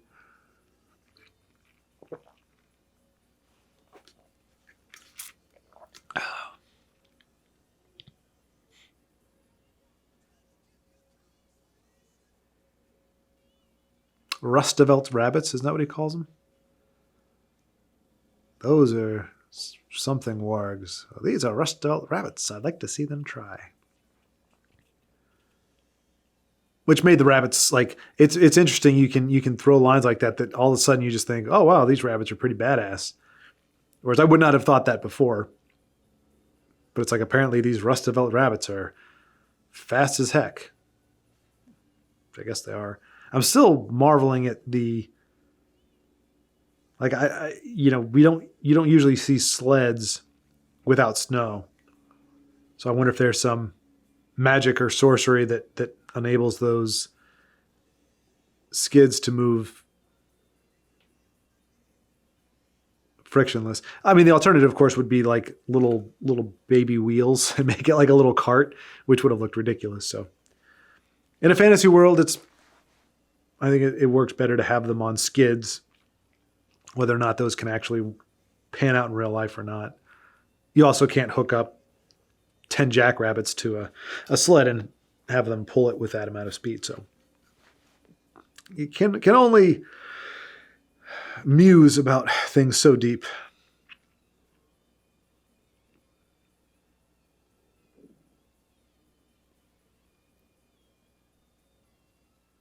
I do think the wargs look better here than they do in Lord of the Rings. They've got a little more fluidity in the movement. The animation's a little bit better. And the design is just better. The other one just kind of looked... I think Del Toro said, he said he thought they should be more wolf-like and less hyena-like. I'm not saying for sure that that's what they were based off of, but I think in Lord of the Rings, the look of the wargs was based more off of hyenas. And these obviously are more wolf-like, which is more menacing.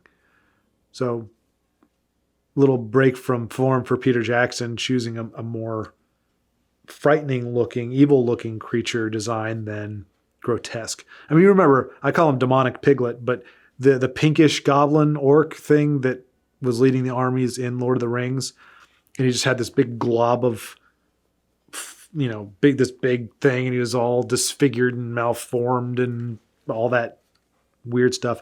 Instead of making him menacing. Now, the orcs, he kind of made them menacing. They weren't evil looking. They were formidable. Like here, they're not, the design doesn't strike terror. I don't go, oh my gosh, they're terrifying like I do. But again, you can make fun of the design all you want, but if you look up Rankin Bass goblins, those things are terrifying. The slit eyes, the giant mouths. I mean, they are terrifying. These, again, you can't get everything you want. They are more grotesque. I like how he's surprised. My slingshot didn't do anything. It didn't do anything against the trolls. Maybe they did. Maybe they had the troll go like this. And I'm not sure how. I know in actuality, real slings, were legitimate weapons, and you got people that were good at them. It was almost like a gun. I mean, it didn't. I don't know. I don't know if it had penetrating power, if it could actually go through somebody, but they were definitely a formidable weapon. But I don't know if slingshots actually would have had enough to be effective.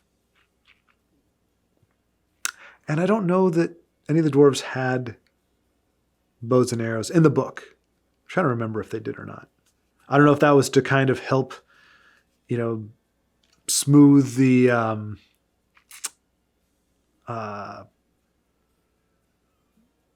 differences, the elf, or to give him something more in common with the elves, so that when they have their, again, we don't want to get ahead of ourselves, but when that relationship shows up, we're like, oh, but he used a bow and arrow just like she did. They must be compatible.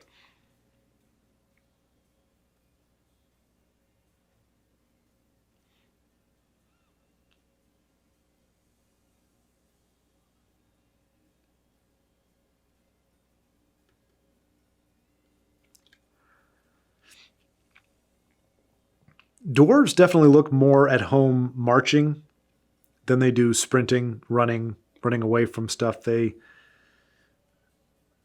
don't think they had to do much to play up the comical aspect of it. I mean, there's a reason why Gimli's like, we dwarves are, what is it? Natural sprinters, very dangerous over short distances. Not the long jogging or trying to be evasive. It's more they're more built for stand and fight than they are runaway, chase scenes, feats of acrobatic prowess that seem a bit out of place. But back to Rivendell. Just, yeah, again, great environmental design. I loved Rivendell in Lord of the Rings, and I think it looks great here as well. The waterfalls and just the design in general. It's just magnificent. I'd love to get like a high resolution still of it. This is not the 4K version. Of course, this is just regular DVD, so the quality isn't great. I mean, it's great. It's good enough to watch, but not if you want to make a wallpaper out of a screenshot. More's the pity. That's not why I buy movies in general.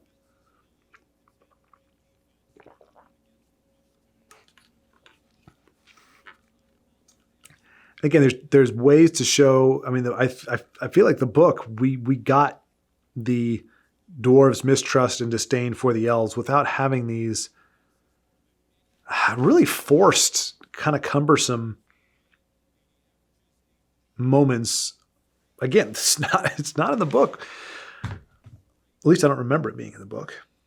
That's the other thing. It's been so long since I've read The Hobbit. I probably need to go back and watch that again. So, I mean, there's, and my memory's not perfect, so there could definitely be some of these things in there, but I just remember it moving very quickly. Like once that scene wrapped up, once the chase ended and they got, safety, they moved very quickly into them interacting with the dwarves. It wasn't this labored, let's talk about our feelings. Now, trust me, I like writing that kind of stuff, but by gum, if it's not even in the book, there was just a lot added. And again, I guess it had to be for runtime. I have to believe, because normally for pacing, you wouldn't want to do this. I think they just had to do a lot of lingering shots and a lot of extraneous moments of dialogue in order to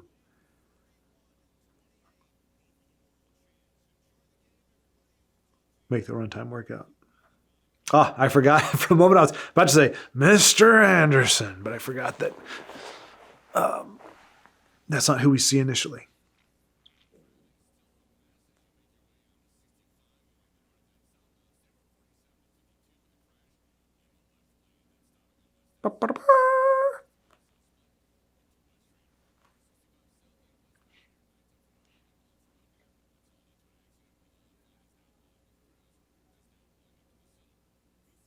And I'm missing. I feel like I'm missing something. So the dwarves knew that the elves were going to be here.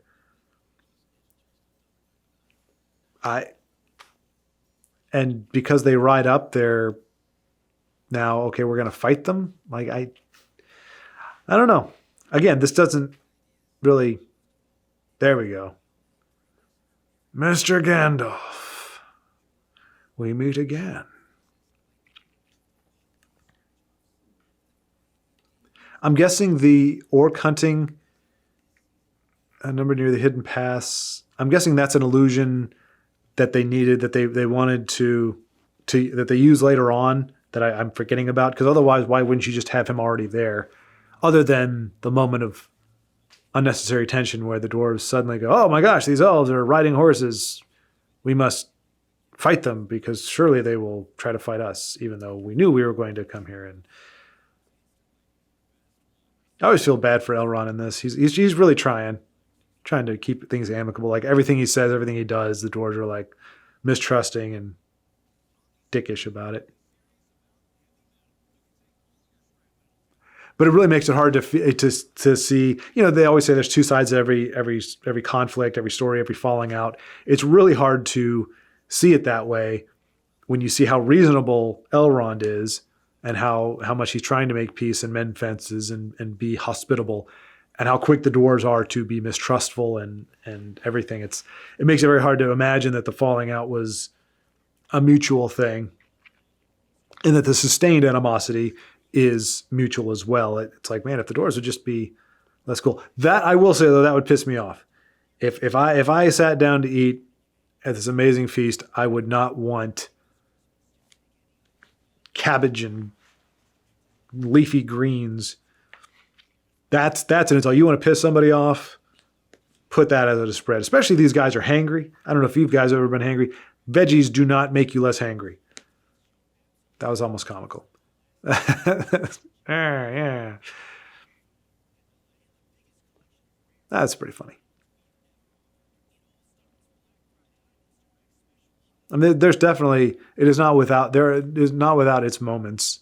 What is that in the background? Hang on, see if they show that angle again. Upward mind. Yeah, it's like a harp, but there were no strings on it. The person was just kind of tapping it. I don't know. Maybe I missed it. Maybe my low resolution, I can't see the strings, but it looked like right behind him there was somebody, just an extra, just being like, I don't know what I'm doing here, but I'm going to go through the motions. Which does happen. And if you're on a tight shooting schedule, you may not either catch it or... Yeah, see, there's nothing there. It's just a big wooden frame. Oh, no, okay, there is a string. What is he... Do you see him? You see what I'm talking about? The guy in the background doing this? I don't know. Of course, it's a fantasy elvish instrument, so I'm guessing he could be playing it just by touching it, but most instruments seem to mimic what we have in real life, so I'm not sure what's going on with that. I just never noticed that before.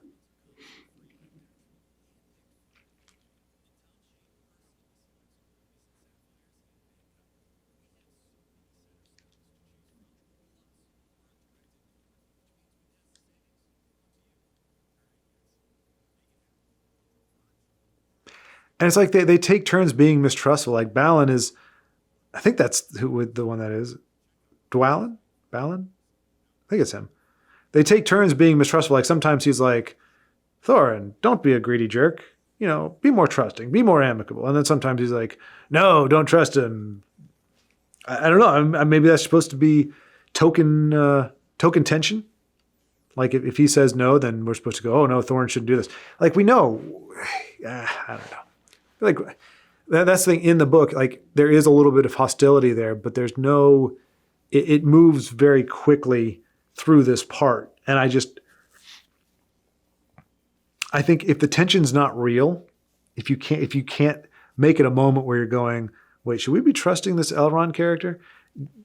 The fact that Gandalf trusts him, we should. The tension in the book is just this, how these two races are interacting. It's never a matter of, is Elrond going to screw him over? And so when they have these moments where they draw this out to try to add that tension in there, I just think it bogs it down. Instead of it being like, hey, here's the next, here's the next piece of your journey. Here's the next key to piece of the puzzle. I mean, this right here, this whole thing is very functional. It's giving them the method by which they're going to infiltrate. Essentially, how they're going to, I don't want to say achieve it because they still have to kill the dragon, but how they're going to gain access. Because at this point, they didn't really have that. They didn't have a way forward.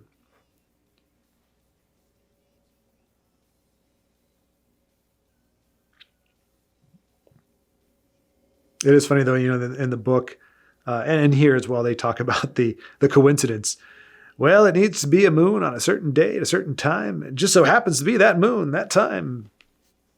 Everything's turning up Thorin and company. Oh, see, I got him with gloves on. Oh, no, I promised I wouldn't talk about that anymore. Still has marshmallow fingers, but.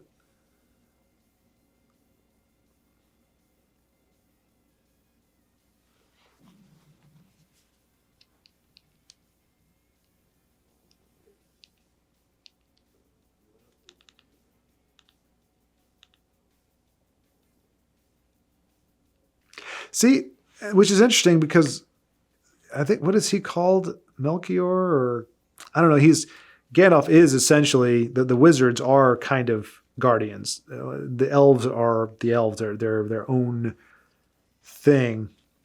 But now I'm not a lore expert, so I wouldn't criticize that. But I think he's referring to Galadriel there. But I think, Galadriel is an elf, and I don't know that she's a guardian, or of the same. Her origins are not the same as Gandalf's, but whatever.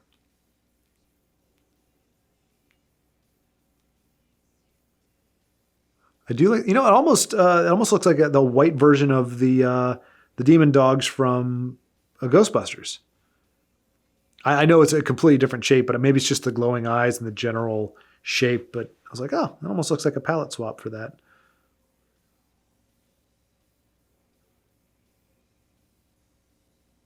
Aww.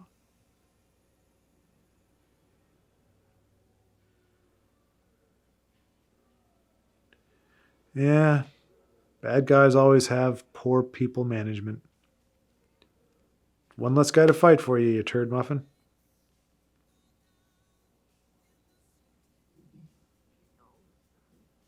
I always wonder, too, how these guys stay buff. That's what I was going to point out about the trolls and their man boobs.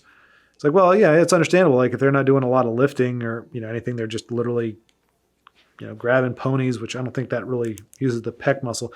Like you would see more pudge, more flab, even if they're big or they've got, beefy arms, if they're not either working out or doing things that would, oh man, now I'm hungry as heck. Oh, I should have brought some food. No, you don't want to hear me munch on food.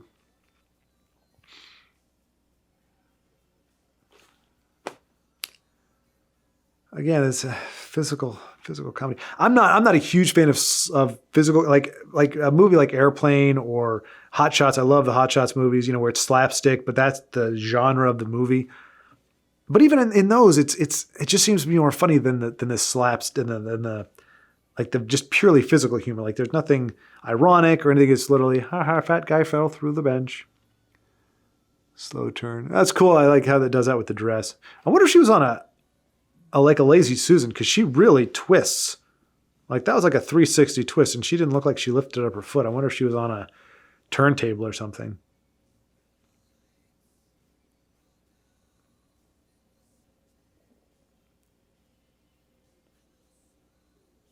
Oh, you know what? I could have put subtitles on.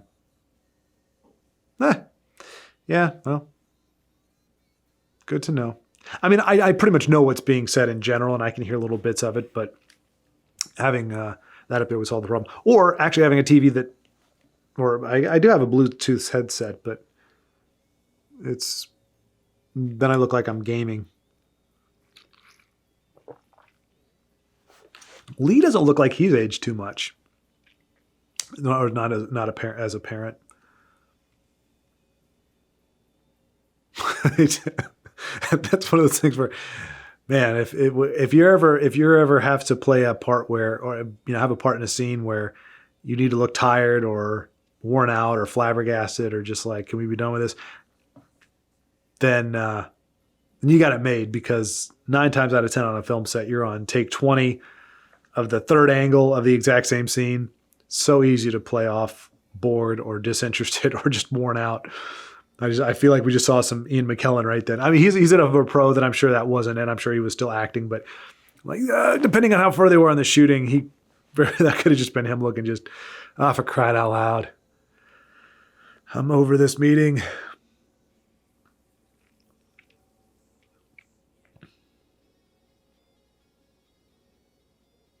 See, and I think the problem is because we don't get the payoff for everything that they're doing right now happens in a completely different trilogy. Even if you run them together, I actually have a version where I cut out the more egregious parts of the 3 Hobbit movies, and I found a place to splice them into, or to go from the one of the last scenes of the last Hobbit movie into one of the first scenes of Lord of the Rings. Pretty much I have like a 7-hour, 8-hour, the 6 movies all run together. And I did a whole bunch of liberal editing with, like I said, stuff that I didn't much care for.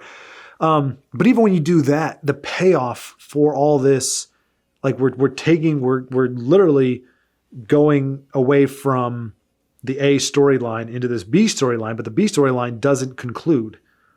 It doesn't really wrap up. It doesn't come to fruition within the context of this trilogy. The payoff is in a completely different work. So it's not like this is groundwork that we need to see in order for something to have a payoff. This is it's just extraneous, and it's taking away the energy and the momentum of the main storyline. I find that, like, as I'm watching here, I find it interesting, but it's also a little frustrating because I know, we're supposed to be getting on with the adventure, and and then we have this. I don't know. Maybe I'm just reading into it, but there seems to be this, like, for lack of a better term, sexual tension. Now, I don't know if Galadriel is married at this point. I'm thinking she is to Galadriel and what's the dude's name? I don't remember his name, but I'm pretty sure they've been married. I've been sure they're married for a while. And I'm not saying it's sexual tension or whatever, but there just seems to be this, and especially there's a look that Gandalf gives her, and it's kind of this like puppy dog. I think when she calls him out, it is like, you knew about this, and then he's kind of like, oh, I've been a bad boy. But I don't know, there's this like less platonic interaction between the two that I find a bit weird. And it could just be me. And I know it's not subtle. It's not between the actor and the actress, because Ian doesn't fancy the ladies, but I just find it interesting. Like, I feel there were distinct acting choices made about what their relationship was going to be like here. And it just, for what Gandalf is and for who she is and the fact that she is married, it just seems like there's just weird moments where you're going, this isn't just friends. But it is. I don't know. I don't know. Maybe that's in the book and I missed it. Obviously not in the Hobbit. None of this is in the Hobbit. I feel bad saying that, but it's. I'm not saying it to nitpick. I'm reframing stuff. If I'm saying when I say it's in the book, I just want to make sure I'm saying that I know. But I love that. It's a great little set there. With the water running around and off into the waterfall. I mean, it doesn't look comfortable as anything. Kind of reminds me of, I think that was at the bed that what's his name is Aragorn is lying on. I don't know. I don't need to get off on that tangent. What are these looks? What are these glances? Oh, what is it? See? Oh, yeah.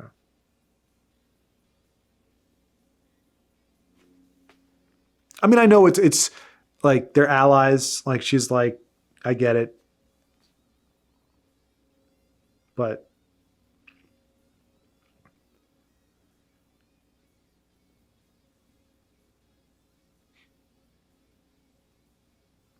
and again, we're pausing to stop. I have to really quick. Okay, looking back at Rivendell.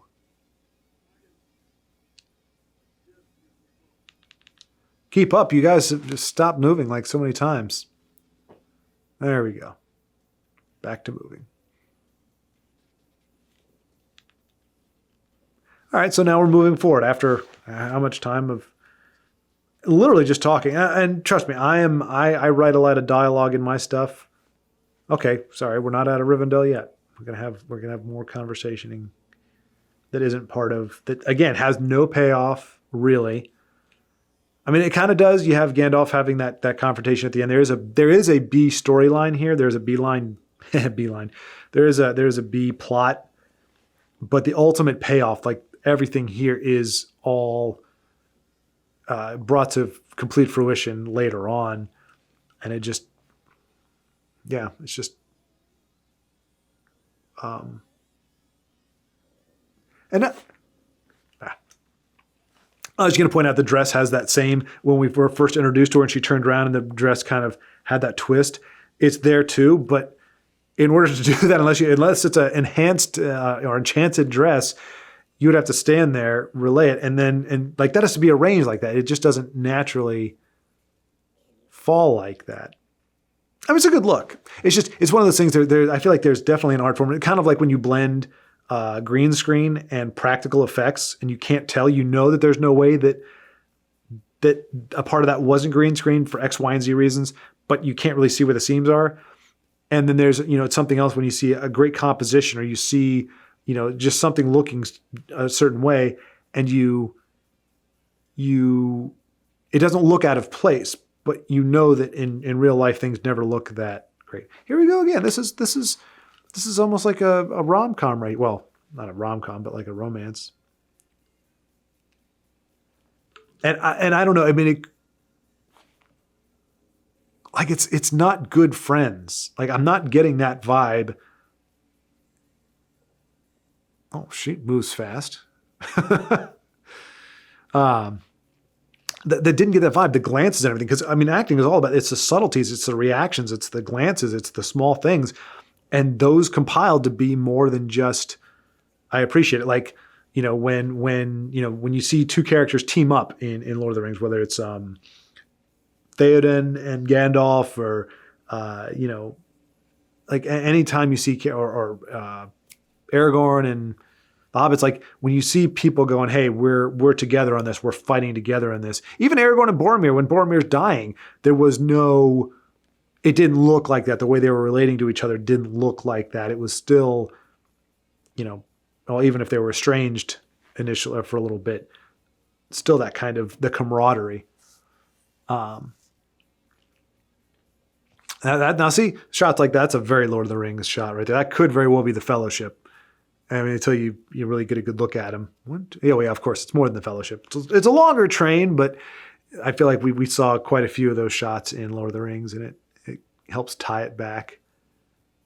Because I think it's a helicopter shot. Nowadays, you can do drones. I wonder if they actually use that. I mean, helicopter is still, I'm sure, the way to go, because you can use the better camera. But when you got drones that can shoot 4K. It's like, why wouldn't you just throw one of those up there?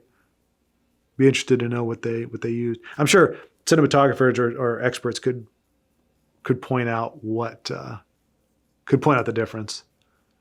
Or if you want to watch the opening sequence from The Shining, you can actually see the rotor blade, the shadow flickering from the rotor blades actually in the shot, which, but you also know they didn't have drones back then, so it's a moot point.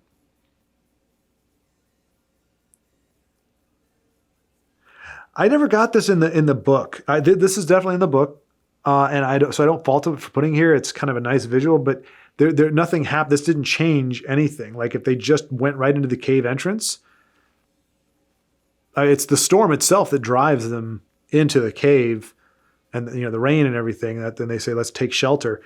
So that still would have been there. But this fight, I feel like this is something you would, knowing that they needed to bulk out three films worth. Yeah, you definitely keep it in here. But I feel like if this was one movie, or even two movies, this is a scene you would get rid of,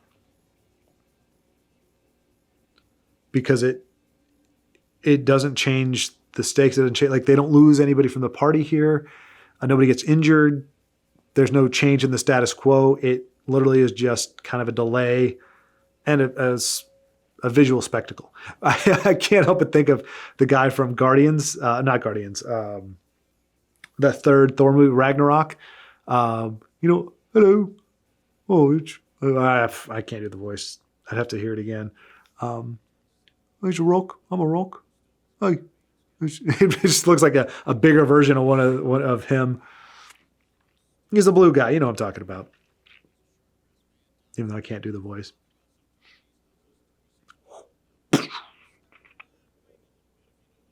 But yeah, even in the book, I didn't really know what the point was. I didn't know what was being added, whether that was just Tolkien he likes giants. He doesn't really refer to them at any other point. So it's not like he has a thing for them. I don't know if that was just, it was a shout out for his kid, because his kid likes giants. I didn't know what purpose they served, because everything else, well, I don't know. I guess you could say in the troll, well, no, because the trolls, they find the cave, they get the swords. Bilbo gets to prove his usefulness, or his because he kind of helps stall. Right? That happens in the book.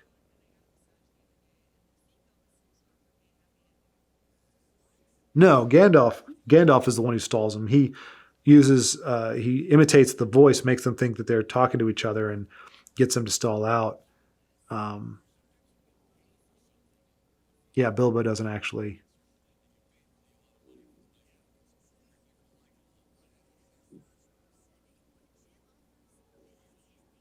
I think he finds the troll horde. I think that's the part that he plays in that. Anyway, I mean, yeah, they're manufacturing tension here. Or creating tension. I shouldn't say I don't want to make it sound like it's just I'm downing on them for trying. But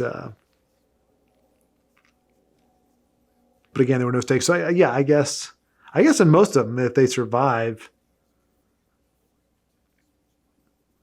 then it's just an episode. But I guess of all of them, for whatever reason, this scene with the giant stood out to me as just kind of a needless. And even in the book, but I think in the book he just mentions, it's like a paragraph. He's like, and they throw stones at each other, and they were worried for their safety, and they moved along quickly. I think it was something like that. So I was like, I don't know why he mentioned it, but okay. And I think if they didn't need to kill time, that would have been something they could have done without. And I mean, it was a pure CG. I'm sure that was not an easy set to work with. You had a lot of shifting, moving pieces. And then you had these, you had to completely render out these giants and their battle and give them weight. I feel like now if Del Toro was directing that, I could see that being his thing, because I got to know him because of Pacific Rim, which I enjoyed a heck of a lot. Not as much now. I mean, it's one of those things where it's like a disproportionate enjoyment, where you see a movie and either you like it more than you should or you dislike it more than you should. And then when you watch it later, you're like, okay, it mellows out a little bit. And you're like, okay, it wasn't that bad or it wasn't that great. But I appreciated the attention to detail. And so it also reminded me of kind of the Kaiju Jaeger fight. So I could see that being an influence. But anyway, now we're back on track with the book. But we are going to have, again, more extraneous dialogue. He doesn't make a break for it. I'm trying to think if he has an internal monologue where he's questioning him being on this trip, on this journey, but I'm pretty sure he just can't sleep. And that's when he sees the crack open in the back of the cave and things fall out from there. He doesn't actually try to leave. I guess that's to give this character some time to shine. Again, I say this character because I don't remember his name. I recognize him. Obviously, he's the one with the floppy hat and the curly mustache.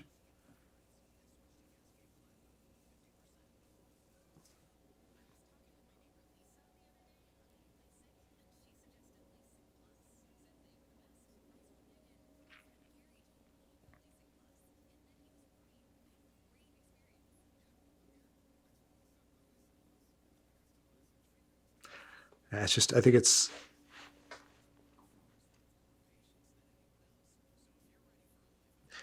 And again, going back to it, if it was something that was in the book, I could see them not wanting to cut it or thinking this is a good thing. And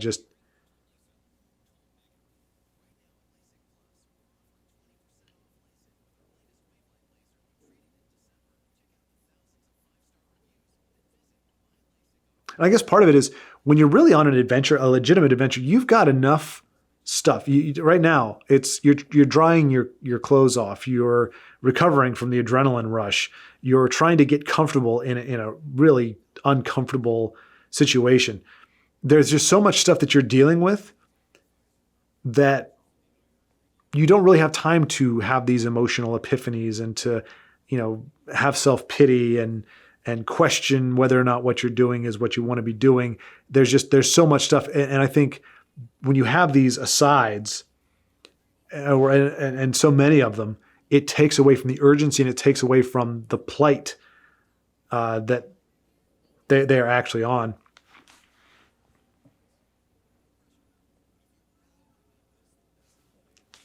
And how this does not, I mean, they're not supernatural. Like they're pulverized. Most of them would be unconscious, broken bones. I mean, right there, Bombard would have just crushed like 3 of them.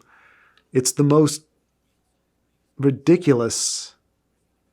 And in the book, it's a crack that opens in the back of the cave, and it just opens wider. So it's kind of like, levers or whatever like that, levers, if you want to call them that, they would open up and reveal this passage. But to have like the whole floor drop out, like it's this elaborate mechanism, and they go, I mean, you're bouncing off of rocks. That part too, and it gets worse. This whole sequence, this and their actual escape, it's like when you watch like Looney Tunes and you see the coyote fall and he splat and you see a little puff cloud and then you see him again and he's fine. You realize, okay, he doesn't die. You're not at risk. It's not going to be a problem. The physics of this medium or of this show are not similar with the physics in real life. And while there are obviously fantasy elements to this, when we see Saruman fall and get impaled on a spike, we know, okay, he's dead because there are finite things here. But you see something like that with the dwarves and you're going, okay, are they indestructible? Like this is obviously not using the laws of physics that we're accustomed to. And people mention it later with, Legolas doing his gravity defying leap thing.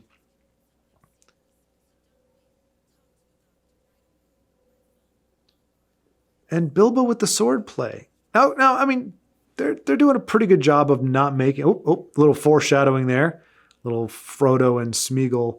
Here we go, bouncing and the sword. You tumble with the sword out. I mean, you saw it, and I don't know if they had to do some shenanigans or what. I mean, obviously you can create it any which way, but you start doing somersaults and bouncing around with a sword and not stick yourself. Because again, and I keep referring back to the book, I know it gets tiring. I get that it could be, but when you go, there's a reason why this didn't go down this way. He didn't fight the goblin. He got knocked off of, I think he was on Balin's shoulders. He gets knocked off and falls down. So he's got a sheathed sword. He didn't fight with it. He hasn't really done anything with it to this point.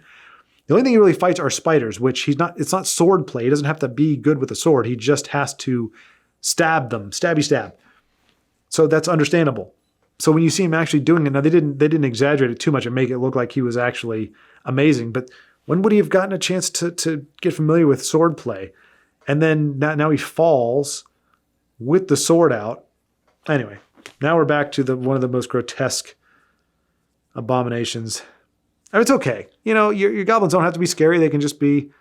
But I mean, the parallels, the anatomic parallels of what is going on below his chin with what is going on with most males. It's just an unfortunate thing. It definitely skews towards the Peter Jackson aesthetic of grotesque. He's got all the warts and the things. He's not scary. He's not intimidating. And the voice is goofy as heck.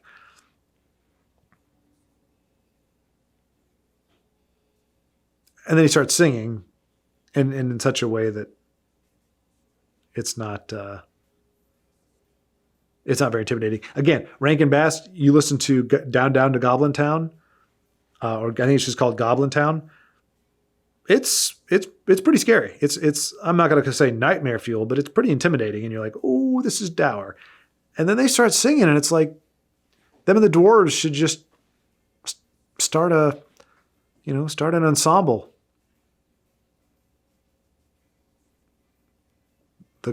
The God Dwarves or the Dwarvelins.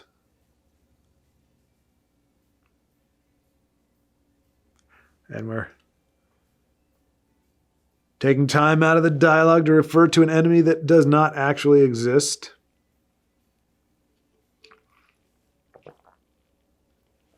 Oh, so disgusting.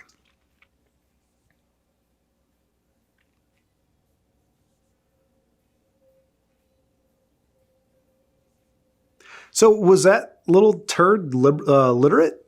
I mean, that's kind of the impression you get. He's taking notes. So apparently they do have a written language, and the one that the scholars are, of course, the ones who can't fight or are less likely to fight. Ugh. I mean, they do. It's a great job. The designs are great for making it appealing. And I do like, we don't see that in Lord of the Rings very much, or at all, really, except for that one scene that I referred to where before they really fleshed out what Gollum was going to look like, where you see the way that light catches his eyes and it makes them look like they're glowing. Because it does. In the book, it mentions that his eyes, Tolkien loved the word pale. And if you did a drinking game with every time that he mentioned the word pale, you'd be intoxicated. I mean, look at that. You see the glint? I mean, you do get a nice glimpse of freaky Smeagol, freaky Gollum with there. He has a lot more menace here than he does in Lord of the Rings, which I appreciate because I feel like it should be creepy. A little more lighting than I mean, when it's described in the book, it's a very dark,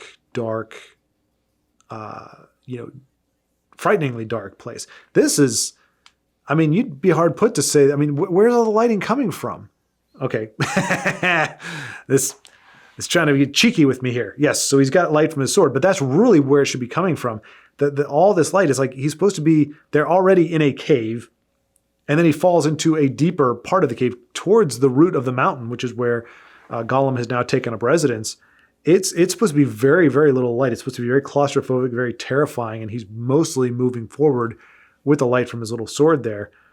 But this is like,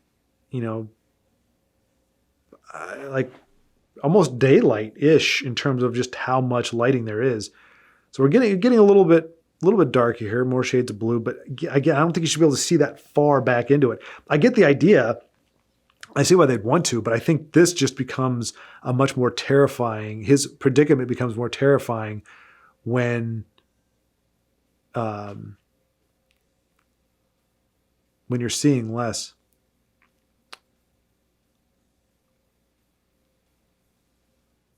And that was something.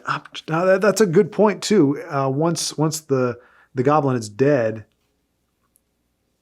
I have to remember in the book. Does it keep glowing? I think it's faintly. I think it glows faintly. Like it's not bright, but it does glow faintly. Because they are in general proximity. Ooh, that's freaky. Oh my gosh, that is terrifying. That you take a screenshot of that with the way that the light was catching his hair and those eyes. I actually forgot that was there. That is terrifying. And then they go the kind of cute route with him a little bit. But yeah, that was definitely terrifying. And see, now we're back to Bilbo being very jerky and very comically frazzled. Like I definitely expect him to be tense, and Bilbo is definitely tense. Anybody would be, but it's less frantic, less spastic, and more, I have this, just like hesitant fear. Like I don't know what I don't know if I'm actually willing to stab you with this, but there it's again, it's going towards the comical. And swinging the sword is not comical, but the way it's being done it's for comedy, more so for comedy, I would say, than genuine. We're supposed to feel afraid for Bilbo right now. This is just an interaction. And again, the lighting has just gotten even brighter. Like you can imagine you're seeing Gollum and you're seeing mostly just the glint of the eyes. And you're seeing this, again, this shape, the light, what little light is there is catching him, here and there and highlights. So you're not really, but you never really feel like you're seeing all of him. Not because he's massive, but it's that terrifying thing. Even like a small spider, something very small. If you just see a part of it, you just know there's something else there. There's something in the shadow, and it allows your imagination to go wild and to think that there's something more there. So I think, if there was a small pool of light and Gollum was just enough to catch the eyes and you'd see his hand move here and there, but you're not seeing all of him, I think that would be much more terrifying. And right now, that is what we're supposed to be getting, because we're getting more of Gollum than Smeagol at this point. Smeagol doesn't come out until Lord of the Rings, when Frodo, and the ring and all that whole dynamic kind of brings it out. Bilbo's in survival mode right now. He doesn't know anything about this character. And it mentions that Smeagol does, or Gollum does, have moments where he kind of forgets himself in the history. When he starts having doing the riddle thing, he's actually enjoying himself to a degree. But then he realizes he's hungry, and he gets kind of put in a bad mood because it takes him back even further into memories that he doesn't want to have, and that makes him more angry, and it kind of brings out the malevolent Gollum part. But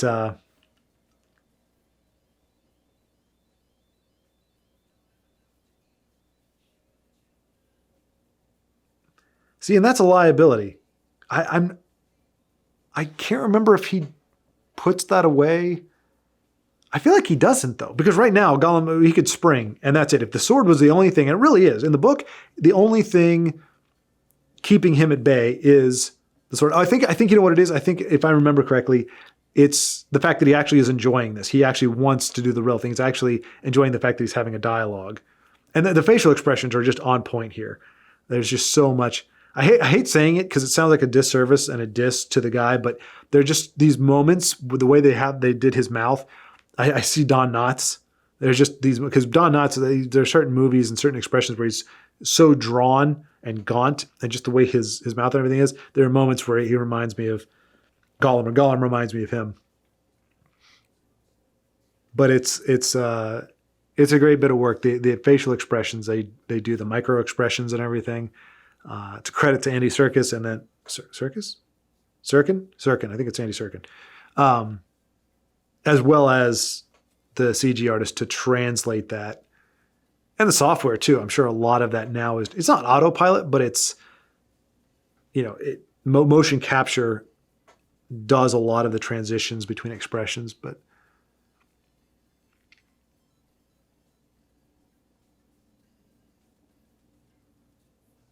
yeah, the fact that, yeah. So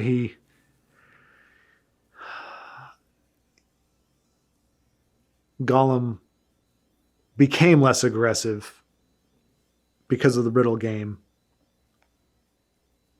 But I still don't know that Bilbo really puts his sword away, because when Gollum's going for his ring, he's like, then his little, I'll be invisible, and then his little sword will be useless. That's the only thing that's really keeping him at bay. That, and I think they said he just eaten. That's it. That's the other thing. It's all coming back to me. He just eaten. And so this is for you, those of you who haven't read the book. This is why Gollum is. Yeah, wee. It's great. I remember laughing at that in the theater. That was good. It was brilliant. So whoever's idea that was, I don't know if that was Andy Serkin just running with the character, or if that was direction. Like I said, the direction seems to be, when in doubt, go skew towards comedy.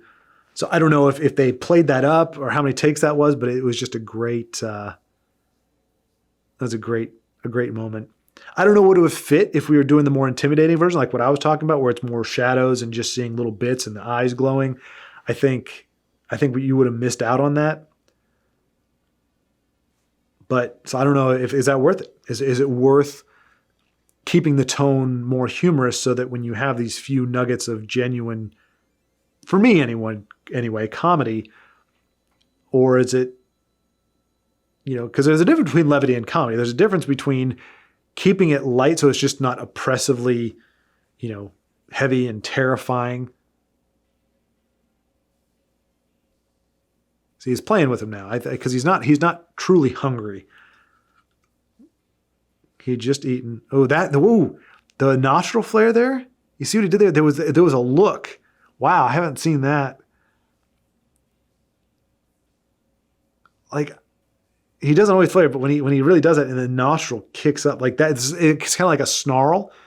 Whether he's smiling, I think it's when it's a big smile or a snarl. I don't know. There was just something about that. It just gave him a more angled and more menacing look. Although that's a pretty freaking menacing look too. Yeah. So yeah, he is done. He is ready to feast. Game over.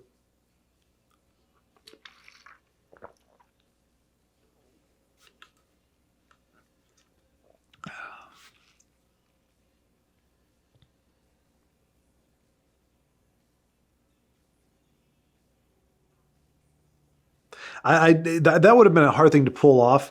In the book, the book kind of leaves it to your imagination as to how that plays out. But how Bilbo is, he's like, what have I got in my pocket? That he actually says that, and he says it loud enough that Gollum was able to hear it. He says it in his side. He doesn't say it to him directly like he did there. He's just kind of musing aloud. But how that plays out, it was always going to be a little bit weird.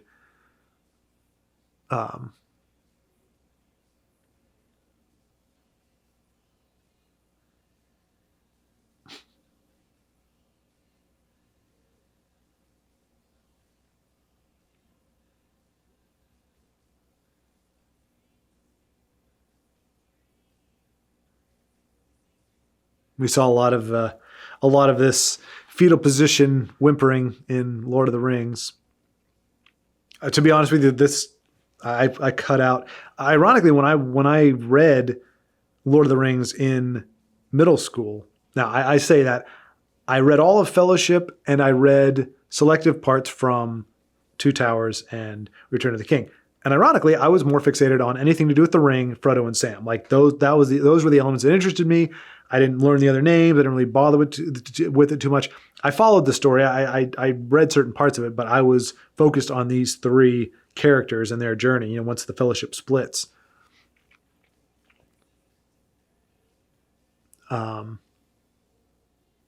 But whether it's because of how they were portrayed in the movie or just because of my sensibilities now, after Fellowship, I cut to them just enough so that you kind of know where they're at in the story.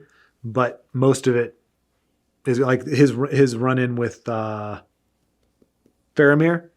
Like I have that in there, and little bits of key moments, but largely the dynamic, I just it didn't work for me.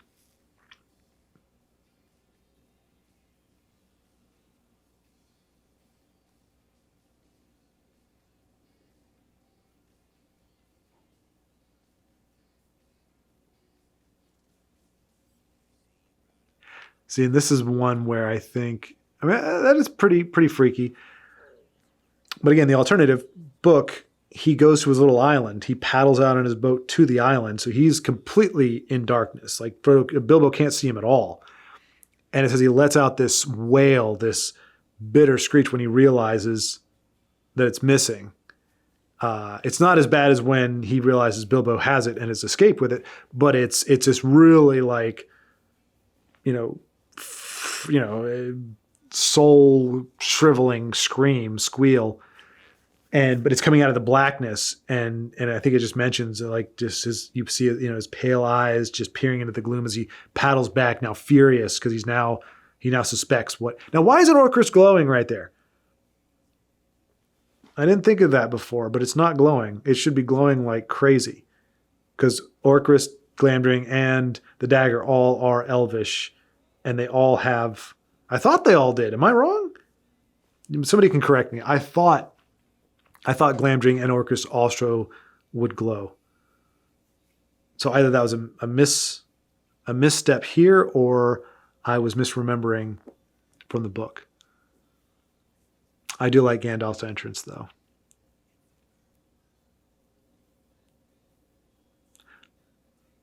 Pretty sure it wasn't a legit explosion. It was just a flash of light, enough to distract them.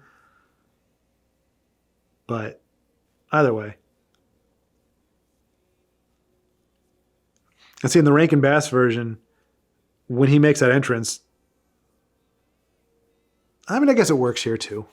Again, we hear that music, the music I love, but the music started right when he came in, and it was like immediately, follow me, let's get out of here. So to have that, and that just from a tempo perspective, I feel like that worked. But again, we're seeing more dwarves fight. They didn't actually fight. They was run. Follow me quickly. Oop. Tee-hee-hee. It was more about flight and getting out of these dangerous situations than fighting in them, because they aren't warriors per se, and the situations they're not in are not ones that they can feasibly fight their way out of. And even though it's a children's book, or in theory for a children's book, Tolkien never really strains credulity in that regard. He never puts them in a position where he's like, oh, and then they just fought their way out of it. It's like, no, it was still all about. Is that rope back there? Do you see that? Big coily stuff. Ooh, gosh, the glowing eyes, man, that just gives me the hibby-jibbies. That just freaks me the heck out. I mean, blue eyes, it's kind of like, it's like Frank Sinatra, blue eyes. But, oh, button to the face.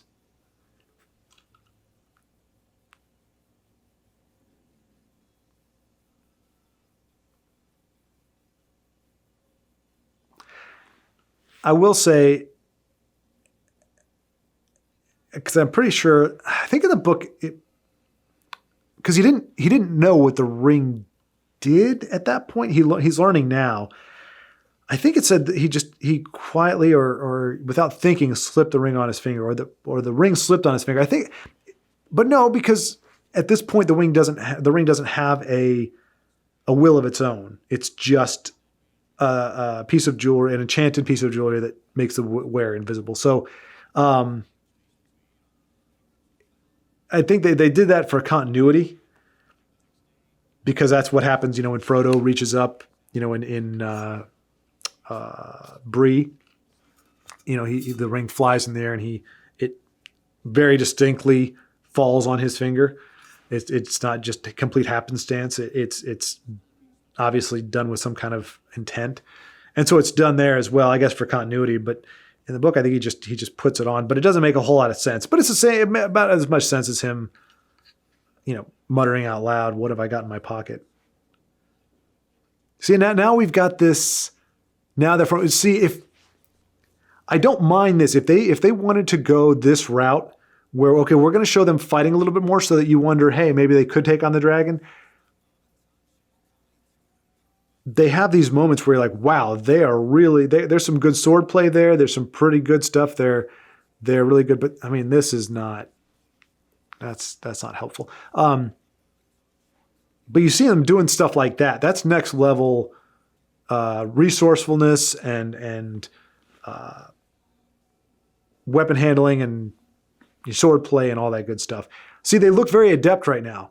You know, the seamless, got the ladder across in one fluid motion, knock the ladder off in one fluid motion. It's very smooth, but this is a complete juxtaposition to the belching and the farting and the falling and it's not. And this feels video game to me, where it's like a platform. Like if you were playing a platform video game like Donkey Kong Country or Mario or something, these would be things that you would do to make the level last longer, to add complexity to it. But it's just so, I don't know how you call it, slapstick? Again, I'm a sucker for that music, so I'll enjoy it regardless. But you know what I mean? Like if they had really, if they had fudged it, maybe made a fourth troll or something, and they actually are able to take it out, you know, and you just realize, okay, these guys are fighters. Because they mentioned that earlier, like, we're fighters, all of us. I don't think they had an Irish accent though, whatever kind of accent that was. They're not, or that, you know, they mention that they are, but for most of this we don't see them that way. And in the book, they're on this adventure. They're just trying to get to that mountain. They're not, they're not fighters. They're not super amazing.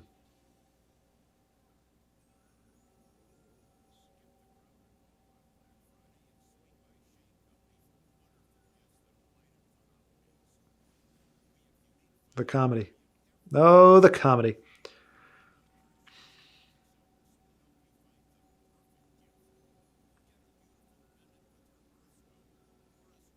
I mean, this is cartoon.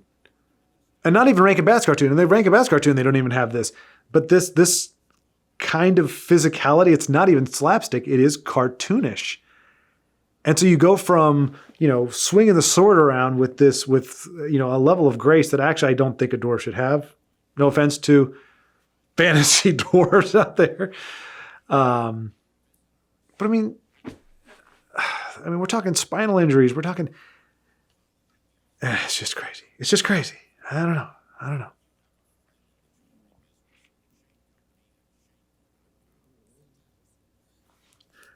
But we're going from crazy amounts of dexterity and mobility and agility in these dwarves to bouncing, bumbling, you know, these, yeah. I mean, there's just something to be said for establishing a tone and keeping a tone. And I think it just kept going back and forth.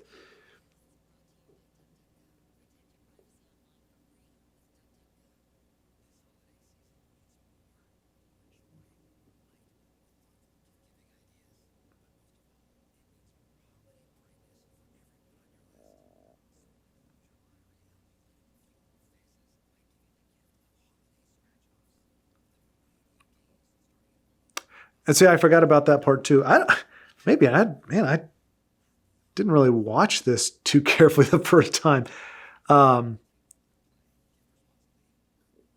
because there's never a time where Bilbo actually sees. He doesn't see them flee. He's so far below.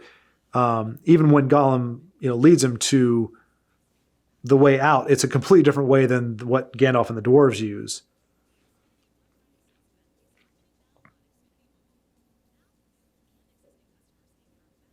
Maybe I just missed something. I don't know. Not having the audio might be complicating things a little bit.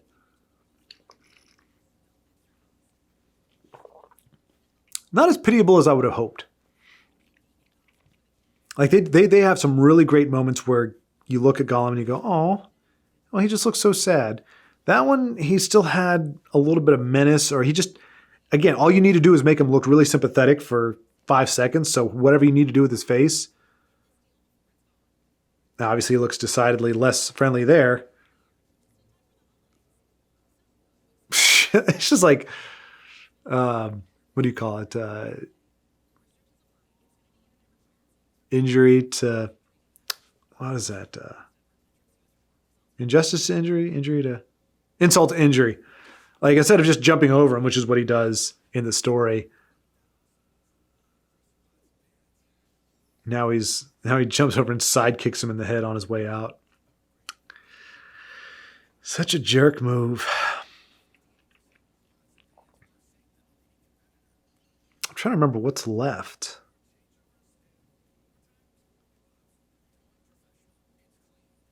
So the second one ends when Smaug is leaving. I think the first one ends here. We don't see the spiders in this one, right?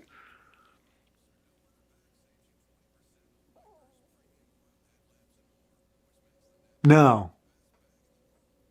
No, okay, so Evangeline Lilly does not make her appearance in this one, if I recall correctly. You're going to have the wolves, eagles rescue them. They're going to have a nice moment. I think that's the end. I think that's the end of this one. So we're pretty much near the end now. I'm just really hungry. I mean, the elf leafy food didn't do anything to stir my appetite, and neither did the grotesque goblins, but somehow I am still hungry.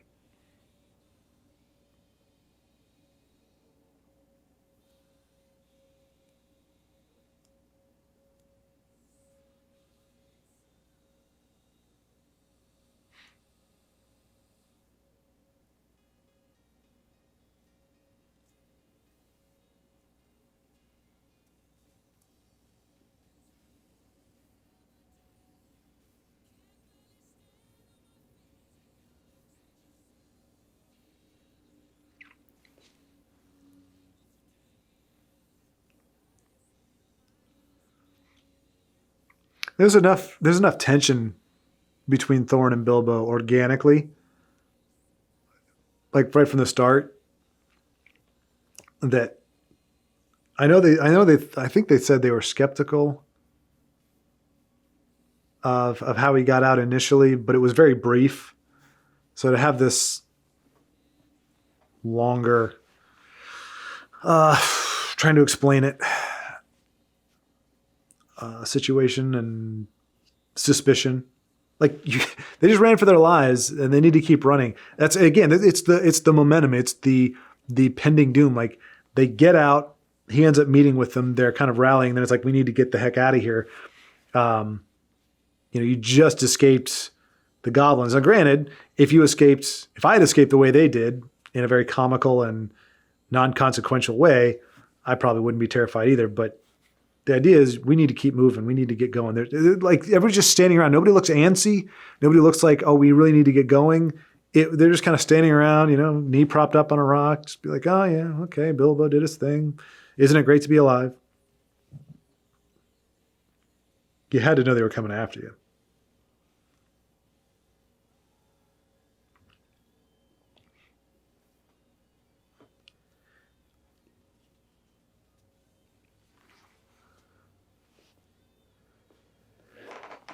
Excuse me. Oh, the glowing eyes. I don't know if that's a universal thing. Is that something that terrifies you? Terrifies me. Glowing eyes. Used to be, or I mean, particularly if it's just completely black, like dark, and you just see these glowing points of light. But even there, things that naturally don't look scary. Heck, my cats, little kitties. When they have the same thing with that, the light catches their eye in a certain way and it makes it glow. Even they can look pretty terrifying, as cute, as cuddly as they are. I don't know if that's universal or if that's just this can't be a phobia, because I'm not like petrified of it, but it adds so much menace and malice to whatever it is,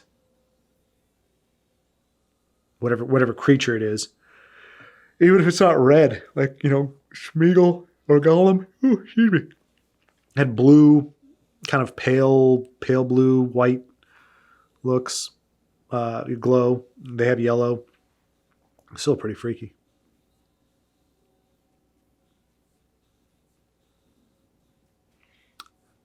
And I think this is a legitimate, organic, like a time where there was a lot of overlap. This was pretty faithful to the material. And again, I only bring that up because it's not a fixated thing. It's not a when I bring up comparisons, because again, I understand that adaptations are needed, things need to change, but you can just appreciate when there's a parallel, when the overlap is pretty significant between the source material and what they make what they're making, but also because it usually makes more sense because a lot more thought and a lot more time were spent on the book than was able to be spent on the film. And so if something doesn't make sense or it looks stupid or it looks comical or it just doesn't work, chances are it's because they've deviated from what the source material says. So it's not a religious thing or not a dogmatic thing where it's like, oh, I didn't like this because it deviated from the book. It's because it's like, oh, it's not like this in the book, but I think it makes it better. I mean, in theory, making Azog, making a protagonist as something to chase the dwarves, in theory, that's a better call than just having them moving without one. And then tying him to kind of what's going on with the necromancer and everything. I mean, in theory, it does. And I guess for the length, it needed to happen, but I just feel like it, I don't know. I could take it or leave it. I mean, but here it doesn't hurt to have that. It actually helps to have a focal point, a face that represents the other side and can yell out things like drink their blood and whatever else he says.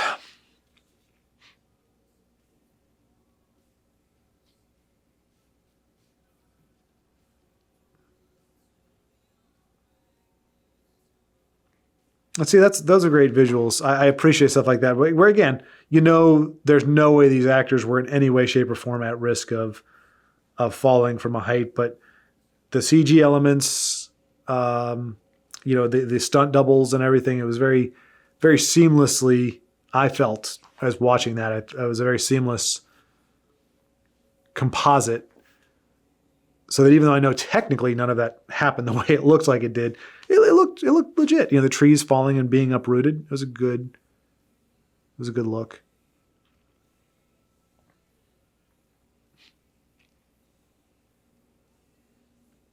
The holy hand grenade of Gandalf the Grey.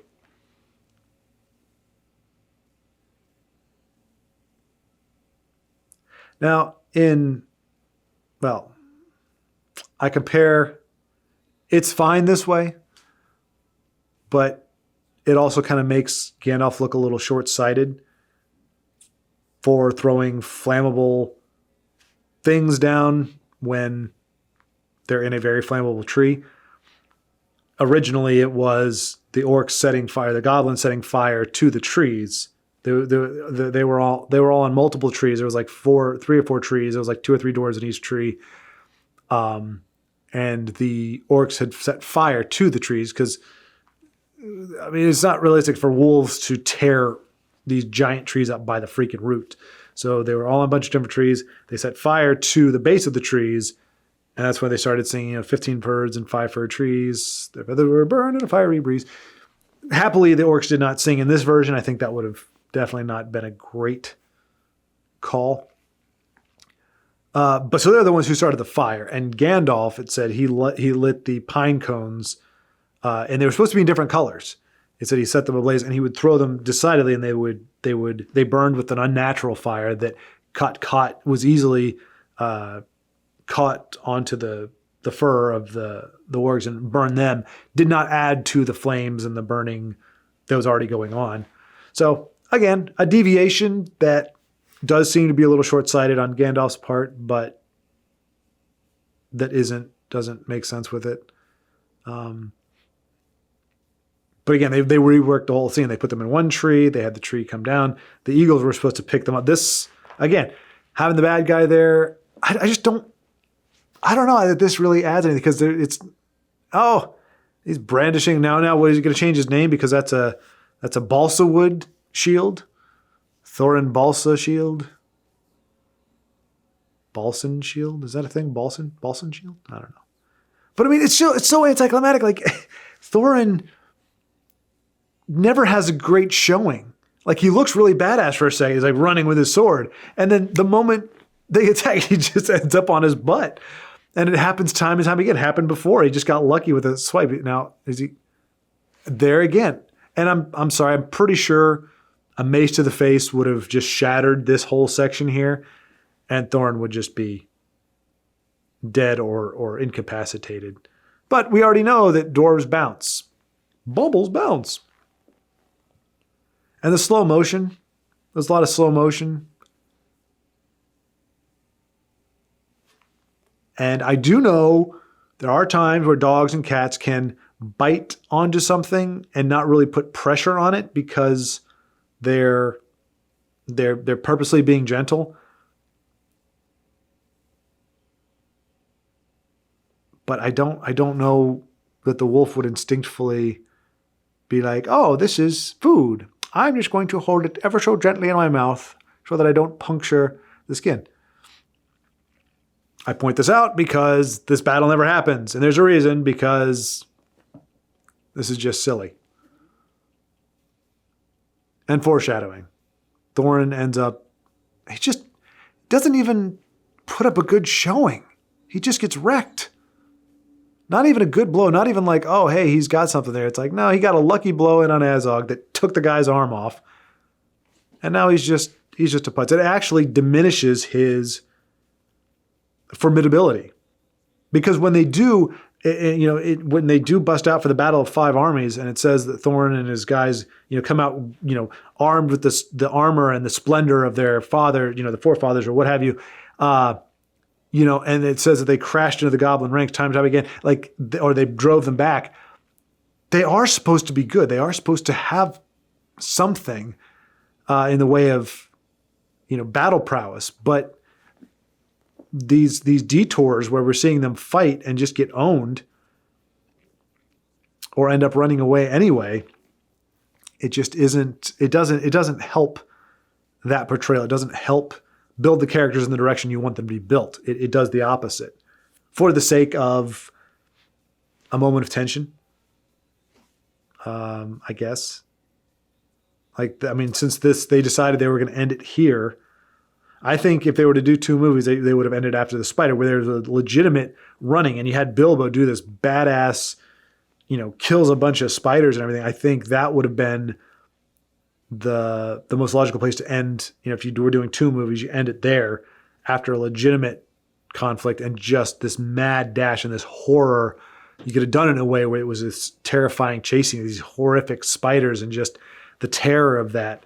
And then Bilbo actually just going to town on him. I think that would have been a high point to end the movie on. And then, just seeing, okay, we finally see the mountain now. It's there. Here we go. But again, when you're making three movies, maybe this is what you had to do to make this feel like an end of a movie and not just, oh, it ended. It's just a funny pose. The boots are ginormous. I always wondered, though, because they do mention, I'm not sure if Thorin's company was mentioned as having it, but I know they did mention dwarves having iron boots. And I just wondered what that would look like. Like iron capped is one thing, like the toe is capped, but just having actual iron boots, iron shod, I just was like, man, those things must be huge. And they are. They are. The dwarves, when you look at them, they just have ginormous boots that are made for walking. And that's just what they'll do.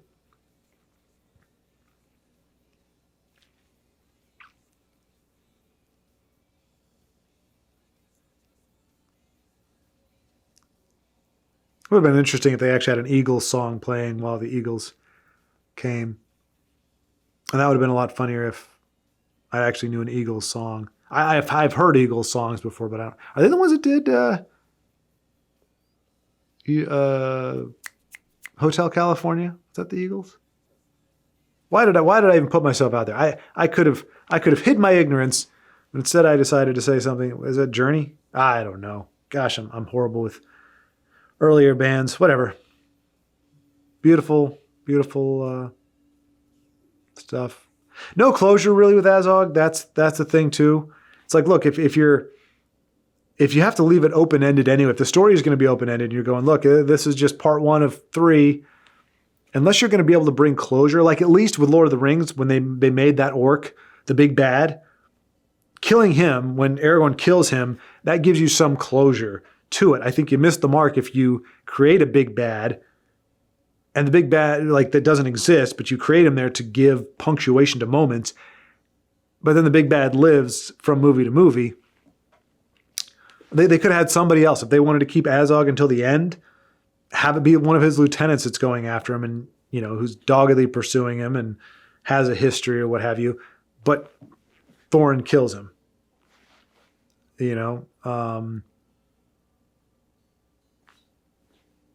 at least it served a purpose.